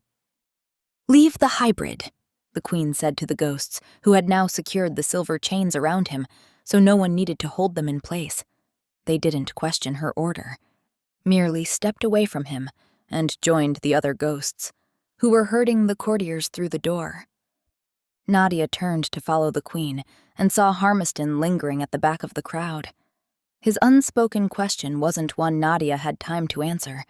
All she could hope was that Darrow would see the error of joining Kassemyr, or perhaps he never would. She didn't want to risk the lives that assumption might put on her shoulders. "Hurry!" the ghosts shouted. "Nadia," Harmiston said when she reached him. "You need to go with the courtiers," she said, and drew her blade. The ghosts were outnumbered, and not one of them objected to another sword. "No, I don't. I need to stay with you guys." "Harm," she began, but he stopped her by gently touching her arm. "I can be of more help here. You know that, now." Nadia avoided his gaze and nodded simply because he was right. Whatever Harmiston was, they needed him. "Weaknesses, weaknesses," Darrow taunted, apparently recovered from his shock. Nadia ignored him and got ready to leave when the last of the courtiers left, and there were only ghosts left behind. A few of them, on Marika's order, led the way at the front of the group, but the rest made up the rear, ready to defend everyone against the hybrids. Nadia and Harmiston slipped through the door with a few ghosts behind them. The courtiers had begun running when out in a larger room. They followed the lead ghosts into a corridor beyond. "The tunnels?" Nadia asked. She hadn't picked up the details of Marika's orders when talking to the Queen. "Yes, a tunnel near the south wing," Harmiston said. "I didn't know there was one there." Nadia refrained from commenting. She had learned from Harmiston that the ghosts knew of the tunnels connecting the royal palace and the cube, and that had been disconcerting. For the purpose of evacuating the Queen and her court, though, now that she could understand. A bang reverberated through everyone and everything, and Nadia and the others turned to look before the last ghost closed the door. Someone was outside the large and sealed door to the throne room, pounding on it. "They're here," Carrie said. The last ghosts slammed the door shut, and they all ran, following the courtiers. There was nothing else but to hope they could escape Kassemyr's hybrids now, or at least reach a place where they could make a stand and hold them off long enough for the courtiers to get away. It was a bleak hope, but hope nonetheless. The courtiers ran for fear of their lives, and rightly so. Keeping such a large group quiet to avoid detection was futile, and had not even been a consideration when Marika gave her orders. The large doors to the throne room burst open, far behind them, the screeches and shouts of the hybrids following the courtiers through the halls and corridors. Leaving Darrow alive also seemed to buy them a little time, since the noise died down when they entered the throne room. "Move! Faster!" The hard shouts of the ghosts spurred people on, but they didn't move fast enough. Nadia and the others followed at a brisk jog. No one could run at full speed. The palace was vast, and the hallways, corridors, and halls numerous. She'd been in there only twice, but she recognized the area when they finally reached the south wing. That was also when they heard the screeches and howls of the hybrids. They had taken up the chase. "Weapons at the ready," Marika ordered without stopping. They'd have to leave the dead behind, and the wounded ghosts were being helped along by courtiers up ahead. That left 39 ghosts, a few of them with lighter equipment, plus Harmiston and Nadia. "Here they come!" Marika shouted. A second later, a door slammed open behind them. All the ghosts turned abruptly. Nadia barely registered their pursuers through the opening before a bright light flashed near her. Crackling red light flew from Harmiston's hands and hit the hybrids at the front. Then the door slammed shut. "Run!" Marika ordered, not missing a beat, and certainly not spending time on the absurdity of a chronicler aiding them with magic. They all sprinted until they reached the back of the group. "Where is the tunnel?" Nadia asked.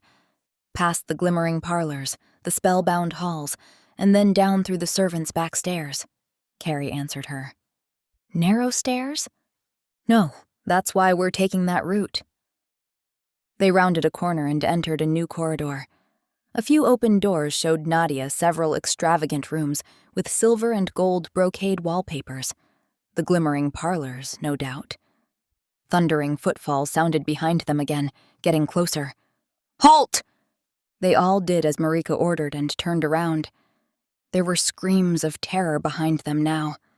But the two ghosts, whose job it was to stay with the courtiers and herd them on, kept shouting and pushing for them to move. Nadia and Harmiston stood among the ghosts. A mere 3 seconds later, the first of the hybrids emerged. They came in the shapes of vamps and wares both, probably choosing what form they preferred individually. The sight was surreal, even though Nadia knew those were not werewolves working with vampires, not in the true sense. Harmiston conjured the red, stinging magic and flung it down the corridor, striking the hybrids in the front. The rest ducked and stepped back, revealing the 2 human forms at the back. Nadia had no trouble recognizing Kassemyr and Darrow. The latter's face was a blank mask. What must he be feeling at this revelation? He was not the only one this had happened to, and despite him working with or for Kassemyr, Nadia knew he had never wanted his hybrid fate, nor wished it on anyone else. When the first of them crashed to the floor, screeching in pain, others bounded over them.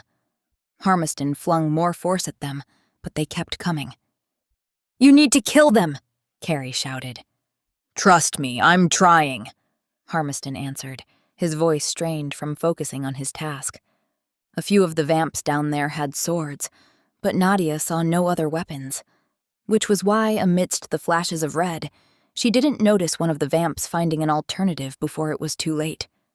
The vamp jumped sideways from the other hybrids, ripped a lamp from the wall, and hurled it towards the ghosts in the same swift movement. Nadia drew breath to shout her warning too late, and the thing hit Harmiston on the side of the head. He fell back onto the floor, and the ghosts jumped over him to stand between him and the oncoming hybrids. Nadia hastened to help drag him to his feet. "You all right?" she shouted. He nodded, clearly dazed, but managed to follow along when one of the ghosts shouted for everyone to fall back. This wasn't the best place to stand their ground. The corridor was too narrow for them to use their swords properly. They backed up as fast as they could, never taking their eyes off the hybrids, who were slowed down slightly. They might be powerful creatures who could endure tremendous force and pain, but even they were careful when facing several ghosts. Like the Wraiths, they had a reputation they had earned. The next corridor was familiar. Nadia threw a backward glance and saw the doors leading into the spellbound halls further down, and at the end, the courtiers on the run. This would be the place. This was where they had to hold off the hybrids. The ghosts, Nadia among them, formed ranks to meet them. Harmiston tried keeping the hybrids back with magic, but mages were not invincible. The hybrids pushed forward, driven by their own madness. Nadia recognized the crazed looks in their yellow or ice-blue eyes. Unlike in Darrow, who only showed a fraction of the madness in his eyes now, these hybrids had not come that far. She judged them to be newer creations of Kassemyr than Darrow was. Despite the magical forces which hit them straight on and sent them flying sideways, slamming into the walls, they spurred each other on. The ghosts, experienced and calm, evaded the worst of it when the hybrids reached them and forced themselves in between them.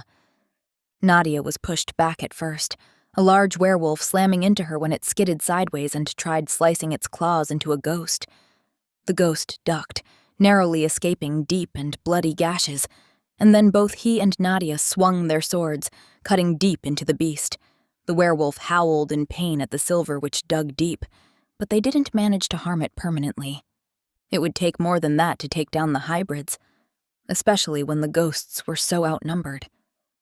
Nadia drew her dagger and used it as ferociously as her sword, slicing into flesh, stabbing where she could, seeing the flashes of magic, knowing Harmiston was still alive in the chaos somewhere. Yet, despite seeing a couple of the hybrids go down, she and those around her were forced backward.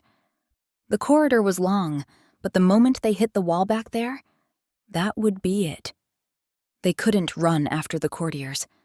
They needed to buy them time. Screams rang in her ears, and the scent of blood was everywhere. Nadia parried the strikes aimed her way, feeling the incredible force behind the blows. She was strong. Her heritage had made her so, but she needed to deflect much of the attacks to divert that force. She jumped up on the back of a hulking werewolf, ready to slice his throat with her dagger when a blow hit her in the side. From up high, she saw the chaos in the corridor. Blue-clad humans, the dark furs of the wares, and the waxy skin of the vamps, all moving together, blending in the melee. The pain and the disruption from the blow forced her sideways. She managed just to see Darrow, quietly watching the fighting from the other side of the hybrids. Then she crashed to the floor. Her breath was knocked out of her, yet she rolled to the side to avoid being trampled, then back the other way. Shouts, screams, weapons, claws were all she could see above, interspersed with the red magic which sent the odd hybrid flying. But there were so few bodies dressed in blue, and so many hybrids forcing themselves in among them, demanding the space and taking over.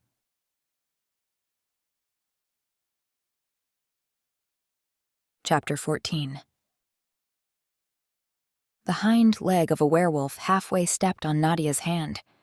It would have broken had she not pulled it away at the last second. "Nadia!" She felt a hand grab onto her shirt and pull her back. "Nadia!" There was desperation in the voice. "Harm?" she croaked. A vampire followed and swung its sword down toward her. She wasn't thinking and simply threw her dagger straight for its head. The blade burrowed into its eye and the creature sank to one knee. A burst of magic flung the vamp into the wall, where it bounced off and then smacked down to the floor.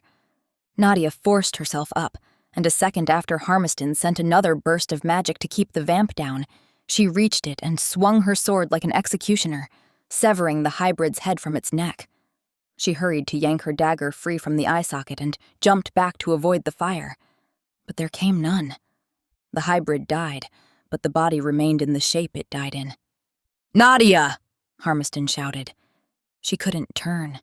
The wave of hybrids pushed on, overwhelming them, and then something shifted. Nadia felt she could move forward a little. The noise of human shouts increased too, and the sound of metal hitting metal doubled. She barely dared to glance back and saw a swarm of courtiers who ran forth among the ghosts, weapons raised and joining the fight. Some of them had turned back to help, and there was no time to stop them. Truthfully, Nadia was thankful. So far, despite killing a few hybrids, the ghost kept getting pushed back. It was only their experience and quick movement that had kept so many of them alive this far. A vamp drew near, hitting a ghost who fell with the punch to avoid too much damage. Nadia twisted sideways to avoid the next hit, and as she bent, a sword swung over her, the blade burrowing into the vamp's side. The beast screeched in pain, but simply pushed the weapon from its body, blood spurting, though not hindering it. Nadia was up in the same movement. She glanced left and saw that the man who'd struck the vamp was Etora, the queen's husband. Near him were two of his children, the boy and the oldest girl. They fought with a speed that reminded her of bolt wraiths. The ghosts had to have trained them. Magic cracked and pushed a few hybrids back, showing Nadia that harm was still among the living. She ducked, punched, and stabbed at the enemy, keeping the calm the Wraiths had always installed in her. Only the scream of a young one drew her back. To her left, and slightly ahead of her now, the boy, she couldn't remember his name, clutched at his side and fell back, a werewolf approaching. They were surrounded in the melee, and people were desperately trying to stay alive around them. No one saw. Nadia sent a final swing of her blade to the back of a vamp engaged with a ghost on the other side. It sliced into its back, giving the ghost some leverage. Then, she was on the move sideways, trying to reach the boy. His father got there first. His blade dug into the approaching werewolf, but for a fraction of a second, he looked down to see if his son was alive. When he looked back to yank his sword free, the werewolf's claws struck him, ripping out his throat and slicing into his chest. The boy screamed, but to Nadia, in a situation like this, it was background noise.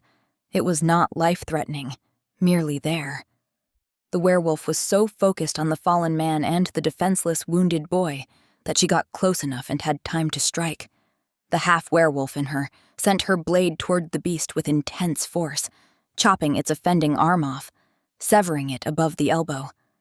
Powerful as the hybrids were, losing a limb sent this one into a panicked and shocked state. It changed back into human form, likely by mistake, and Nadia didn't hesitate. On the same movement, she pierced the beast through, yanked her sword out, and cleaved its head off. Then she backed up and grabbed the boy's shirt by the neck, pulling him back. That was when she noticed they'd fully reached the spellbound halls. To her right, she stared directly into the elaborate and peaceful space of the palace mages. They all stood by the large glass doors, watching the spectacle. She also noticed them discussing among themselves. Anger flared up at the sight, but then she caught Sushin's gaze and the mage gave her a quick nod. Nadia wasn't sure she understood her correctly, but she didn't waste time thinking about it. Instead, she let go of the boy, who was reasonably safe, and ran toward the fight again. "Ghosts!" she shouted, hoping they'd listen to her. "Fall back! Grenade!" She took the silver grenade from her belt, ignored the burn of silver in her hand, and held it up high. The ghosts, despite her voice not belonging to one of them, fell back, and to her relief, she saw the hybrids not following. The round silver globe in her hand was recognizable to them all. She saw them freeze, probably judging if they could catch it and fling it back. But Nadia had practiced this as a fledgling bolt. She pressed the trigger and counted her seconds. Ghosts and courtiers backed up quickly past her. When she threw it, there was a sizable amount of space between the two sides. As she expected, a few of the hybrids tried catching it when she threw it, but the explosive landed among them and went off with a blast that shook the tightly confined space. There was no place for Nadia to seek shelter. She crouched down, hoping to protect her head, thinking it was going to hurt with all the silver debris, but the sharp boom of the explosion suddenly got muffled. A collective gasp came from the courtiers, and she looked up, seeing the pressure of silver debris, blood, and some body parts hit an unseen barrier between the hybrids and the courtiers. Silence fell, and they all stared in disbelief. Then Marika took charge. "Everyone, get moving! This is not over!" The sound of people running again was a relief. Nadia, still stunned, stepped over to the nearest door to the spellbound halls, the one Sushin was by. To her surprise, they opened it. "Thank you," Nadia said. The mage nodded. "This is all we can do." "Won't they retaliate?" Sushin shrugged. "That would be foolish. We can keep them out of this part of the palace for 6 weeks with the food and water we have in our halls, but they need us as much as you do. The city will collapse without us." "Nadia," Harmiston said nearby, "we need to go." She nodded. "Good luck, then," she told Sushin, who dipped her chin in return. Nadia saw the chaos and pain on the other side of the magical barrier that sealed off the corridor. Smoke and silver flew everywhere in there, but she also saw no more than 10 bodies on the floor, almost all of them moving despite the silver in the air. They were not beaten. "Let's go," Harmiston urged, and she went with him without looking back. They didn't speak, merely ran, and soon caught up with the ghosts at the back of the group. Since the majority of the courtiers had gotten farther, they could now run faster. "Glad to see you're still with us," Marika shouted. They had reached the servants' stairs, and now began their descent. "How much farther?" Nadia asked. "That barrier will only force them to run back and around the palace. Through the tunnel, into the garage. We have trucks there. Then the shade." "Right." Nadia could well see that this was their best chance. She didn't want to leave Nilafar in Agartha, though, but there wasn't anything she could do about that now, so she went with the plan. The tunnels the ghosts had chosen were wider than the ones she and Harmiston had used. They looked newer and had likely been upgraded as a potential escape route. Like Marika had said, they led them straight to an underground garage where several trucks were already ready to leave. They piled into the last 2 of them and were off. Nadia sank down in the back of one and drew a deep breath. Like everyone around her, she didn't bother sheathing her sword. They had no idea what they'd meet on their way to the shade. She did a quick check and found she had more scrapes and nicks than she'd even noticed getting in that corridor, but she was whole. She couldn't help checking if Harmiston was in one piece too. but she avoided his gaze where he sat across from her. The roar of the truck engines shut most noises out. They were speeding through the streets, and she could see through the open back that there were still few people outside, despite the daylight. Agarthans had every right to be afraid now, even more so than any of them knew at this point. Soon, the number of the hybrids would be known. It was likely higher than they'd seen in the palace. "How many did we lose?" someone asked above the engine roar. "The prince, 2 courtiers that I saw, and 4 ghosts in the corridor. 8 ghosts altogether." Nadia found her already stained handkerchief and began wiping down her sword. Several other ghosts did the same. The small hatch separating the cab from the back opened, and the driver shouted to them that they were about to cross over into the shade. "Brace yourselves," a ghost told the few courtiers that had ended up in the truck. A minute later, the familiar, cold presence of the shade fell over them all, and the light changed to the perpetual, slightly dark yet pale golden one. The courtiers let out some distressed noises and then quieted. The ghosts looked as neutral as Nadia did. She pushed the torment and the luring ways of the shade to the back of her mind and kept her eyes on the city behind them, expecting to see their pursuers at any moment. Instead, what she saw near the border were lifeless, dark-clad people. The ground was stained near them. The shields guarding the border at the time of the attack had not been sedated, but swiftly killed. She could only assume Kassemyr had sent his hybrids here before joining Darrow at the palace. Nothing else could explain so many wraiths being killed at once. The trucks sped on, shaking and rumbling over the cobblestones, and then gaining a more steady motion when the cobblestones were replaced with sand. Nadia watched the barren landscape and the crumbled ruins of old houses. Like so many things, she pushed the images of the dead wraiths to the back of her mind, just like the wraiths had taught her. They'd look at her with disdain if she let this get to her in this bleak place. Soon, the trucks slowed down, and everyone got out. The wall loomed over them, the border of the vast cavern that housed the city of Agartha. Nadia gravitated toward Marika, wanting to hear what their next move was. She felt Harmiston's presence nearby as they both followed the phantom and the other ghosts toward the queen, who'd been driven by another truck. "I can't believe you took us here," Isona scolded Marika. "I can't leave." "If you stay here, they will kill you." "So be it," the stoic queen said, squaring her shoulders. "Or they will make you their pawn, like a puppet queen. Or maybe they will execute you and crown your son to be a puppet king. Either choice will work for them." Isona was about to argue further, but that made her think twice. Kassemyr and his hybrids could do a lot of damage in her name, and if it appeared that she condoned it, her people would never trust her again. "She is right," the spy master, still at her side, told her. "We need to leave and regroup somewhere else. Right now, we have nothing but the clothes on our backs and a few weapons."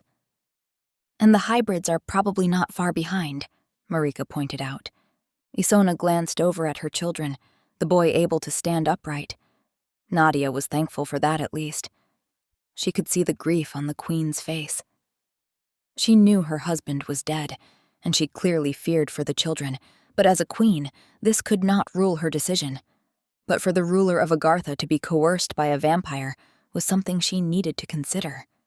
Finally, she gave her consent by a hard, curt nod. "We need to figure out where to go, and fast," Marika said, taking command. "Preferably somewhere they won't follow," another ghost, Carrie said. "They'll be able to smell where we went, or if they have eyes, see the tracks in the sand. The trucks are a giveaway, too.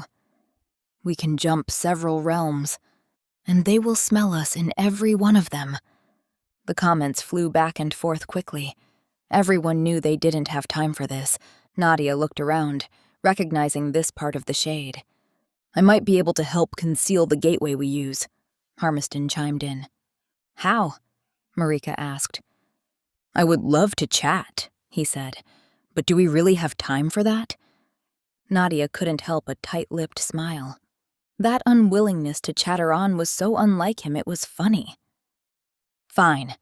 That leaves the matter of where we should go," Marika went on, fully aware of his abilities at this point. Nadia looked into the crowd gathered around this impromptu council and saw Victoria and Elisatra among the courtiers there. They looked harried and pale, but thankfully unhurt. She met Elisatra's gaze and, as if he could read her mind, he gave her a nod. "Fallen Oaks," she said, loud enough to be heard by the ones in charge. "Fallen what?" "Fallen Oaks. It's a small town Earthside. It's quiet. We have someone there who can help. And most importantly, the gateway isn't right here by these trucks." They didn't need much persuading. Time was ticking, and they followed Nadia to the correct gateway and began pouring through it. The silvery green shimmer that flowed across the bare rock of the wall swallowed every single courtier, the queen and her children, and then the ghosts. Nadia waited at the back with Harmiston in silence. She kept an eye behind them, toward the city which rose outside the shade in the distance. "That's the lot," a dark-haired ghost who'd introduced herself as Aide said when they were through. "Good thing then, because I believe I see movement," Nadia responded. "You better get going. I'll wait for Chronicler." Aide nodded and went through the gate. "You ready?" Nadia asked Harmiston when he came over, crushing all the bland asphodel he had left. He began strewing it all over the ground, leading from the trucks and to the gateway they'd used. Nadia walked over to the gateway to be ready and watched in silence, not reacting when he reached her and some of the dried flowers helped conceal her too. He then went back to the trucks and walked backward to the gate, his hands out in front of him, a soft brush of wind wiping every trace of their footprints, and even the sight of the bland asphodel. When he reached the gateway and Nadia, she was certain she could see movement far off. "They're coming," she said. Harmiston nodded and swallowed. "Then you better get going." "How will you do it?" He turned and moved his hand over the silvery green shimmer. It looked almost reflective, but it moved too much to mirror their images back to them. At Harmiston's motion, the magic there faded a little. It looked to take on the dark gray color of the rock around it. "You can make it disappear?" She felt a sting of worry. Would he not be able to follow? "No. No one can do anything to the shimmer. It's more like a glamour on top of it. It will last a while, and unless they know it's here, they won't find it. I hope." Nadia nodded. He would make it through then. But he needed to do this from this side, preferably before their pursuers saw where he went. "Don't linger, don't let them see you," she said, and took the final steps. "Nadia, wait," he said, but she walked through, still in disbelief at his helping them this way.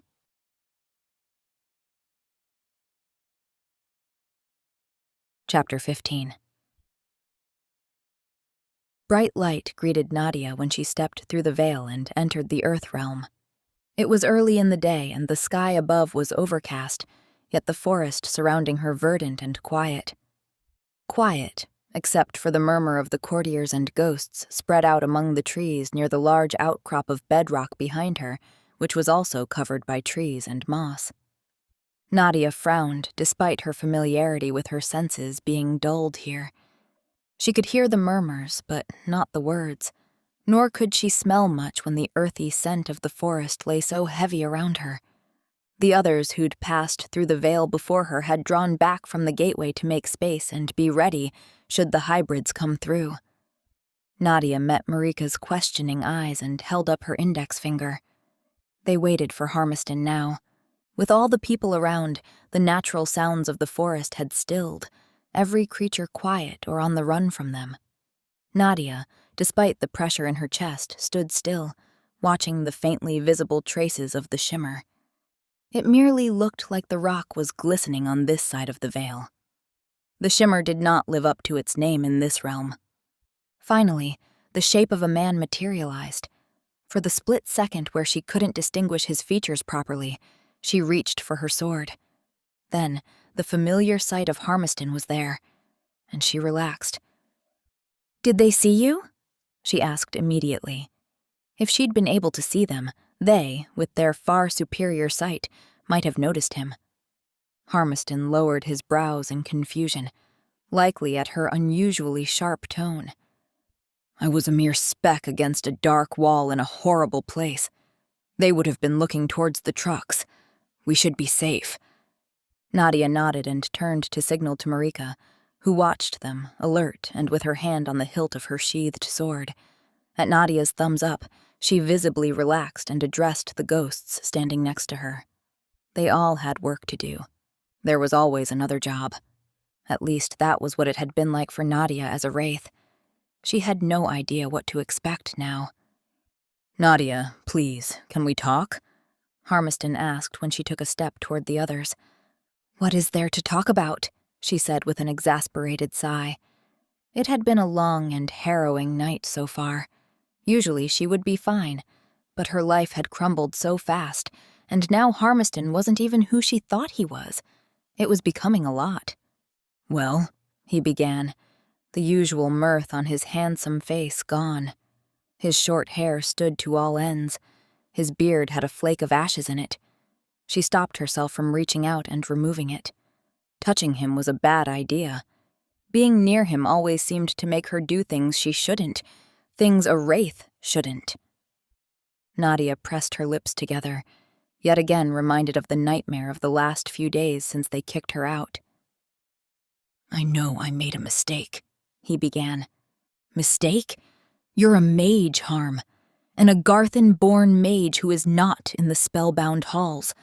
You let everyone believe you didn't have any magical abilities of note when it turns out you absolutely do. Yes, How did you even do it? She went on, her anger, worry, and disappointment winning out for the first time since before she joined the Wraiths. You must have trained and studied. That was not an amateurish display of force back there. You knew exactly what you were doing. She paused, a sigh of disgust escaping her. You stopped that werewolf in the garden yourself, didn't you? She looked at the sky and couldn't help a smirk either. And the door to the pump house. It was locked, wasn't it? Yes, he simply said, looking both in awe at her lack of neutrality and ashamed at himself. I thought you were defenseless. I would have handled it differently if I knew. He nodded, and that agreeable behavior only annoyed her more. Why are you not in the spellbound halls? I know it's a big secret I've kept, but I have all my life, he began.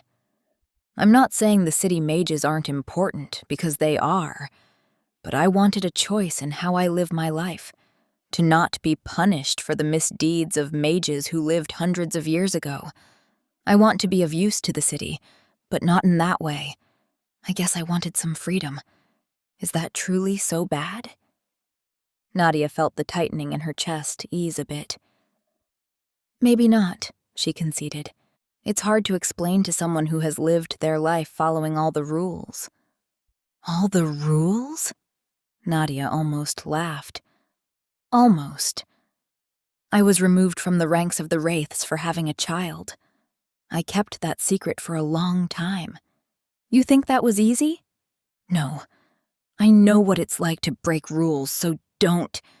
She trailed off, staring at him in shock. What had she done?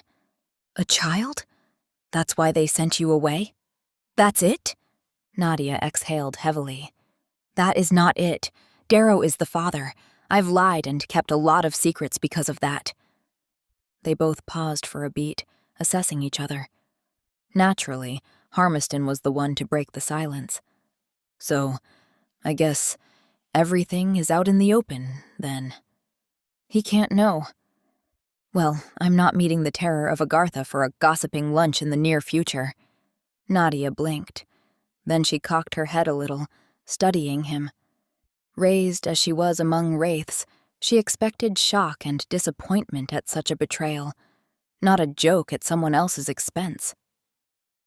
There is a darkness in Agartha, the likes we have never seen before, and my lies were part of that. I know how much damage lies can cause, so you hiding something so monumental was a little too much. All right, I understand. The softness to his friendly gaze returned, like the worry he'd likely carried since he'd been forced to reveal his true nature had fallen from his shoulders. So you had a child? Who cares? The Wraiths care. A lot. Details. I'm more impressed that you managed to keep it hidden from them at all. How long? A child? Nadia turned, her sword in her hand before she could see who had spoken. Someone else knew about her daughter. That was an automatic threat. Lower your sword, Wraith, Marika warned as she and Carrie, both of them flanking Queen Isona, drew their weapons. They were no more than 5 meters away. Even with her dulled senses, Nadia should have heard them approach. But she'd been so preoccupied with Harmiston. She's not a Wraith, remember, Isona said, a smile on her lips. And I believe we now know why. A child? You had a child, I believe he said. This means you kept a pregnancy from the Wraiths. I'm a little impressed. There are few secrets in the cube. Nadia, Marika said, her voice softer, more reasonable now. Lower your sword. Nadia considered them. They had to protect the queen from any threat, imagined or otherwise. Slowly she lowered her sword, and then sheathed it. Thank you, the Phantom said. She and Carrie both did the same. I lost my husband today, the queen went on like that little standoff had not taken place. In the grand scheme of things, it likely didn't matter much to her given the circumstances of her current life situation. And I almost lost my son. You've proven yourself over and over since you showed up in the palace. I understand it was loyalty that drove you there. Nadia glanced down toward the crowd of courtiers and noticed Victoria watching their exchange intently, despite being unable to hear anything. Then you performed above and beyond. Those are traits which are highly valued among the Wraiths, Isona said, and also among the ghosts. Nadia looked away from Victoria and back at the older woman. She hadn't noticed the folded garment in her hands, because that was not something she'd instinctively seen as a threat. Now, she saw, despite a distinct reddish stain on it, the dark blue color of the fabric. Nadia frowned. I realize that under normal circumstances we would not offer you the damaged coat of an unfortunately deceased ghost, but normal is not the word I'd use to describe this night. I am not a Wraith anymore because I lied to them, Nadia admitted. Because why not? She'd admitted too much already, so why stop now? Were those lies connected to your child's existence? The Queen asked. Yes. Everything she'd done that went against the Wraith's rules had been to protect Nell. Then we can work with that. The ghosts are allowed familial lives. Isona offered a genuine smile through her stoic gaze, which was tainted by grief. She offered the garment, and carefully, Nadia stepped closer. She looked questioningly at Marika, who gave a quick nod. Nadia would not do this without the consent of the ghosts themselves. But that confirmation let her walk all the way over and accept the blue coat. Good, Isona said. Now, we need to find shelter. We have much to plan and discuss, finding out how everyone got taken out for one. Come with us. That means you too. Chronicler, she added to Harmiston. She was clearly not sure of what to call him. Chroniclers were usually not able to fight werewolf-vampire hybrids and live to tell the tale. Yes, ma'am, he said, and walked over to Nadia, who stared down at the coat in her hands. She'd regained her composure now, her secrets partially out to the Queen and the ghosts, and fully to Harmiston. It was not planned, and yet her chest expanded, allowing the fresh air of the forest in. This is your dream, isn't it? Harmiston said as the Queen and 2 ghosts returned to the large group of people awaiting plans and orders. Nadia could hear the genuine joy for her in his voice. Yes, she told him, and looked up at his beaming face. Though, this isn't exactly how I imagined it. Harmiston shrugged. Dreams seldom are. He looked around properly for the first time since stepping through the veil, it seemed. So, where are we? He asked when they began following the others between the trees. Welcome to Fallen Oaks, Harm. This has been Darkness Rising. Book 4 in the Queen's Wraith series, written by G.K. Lund.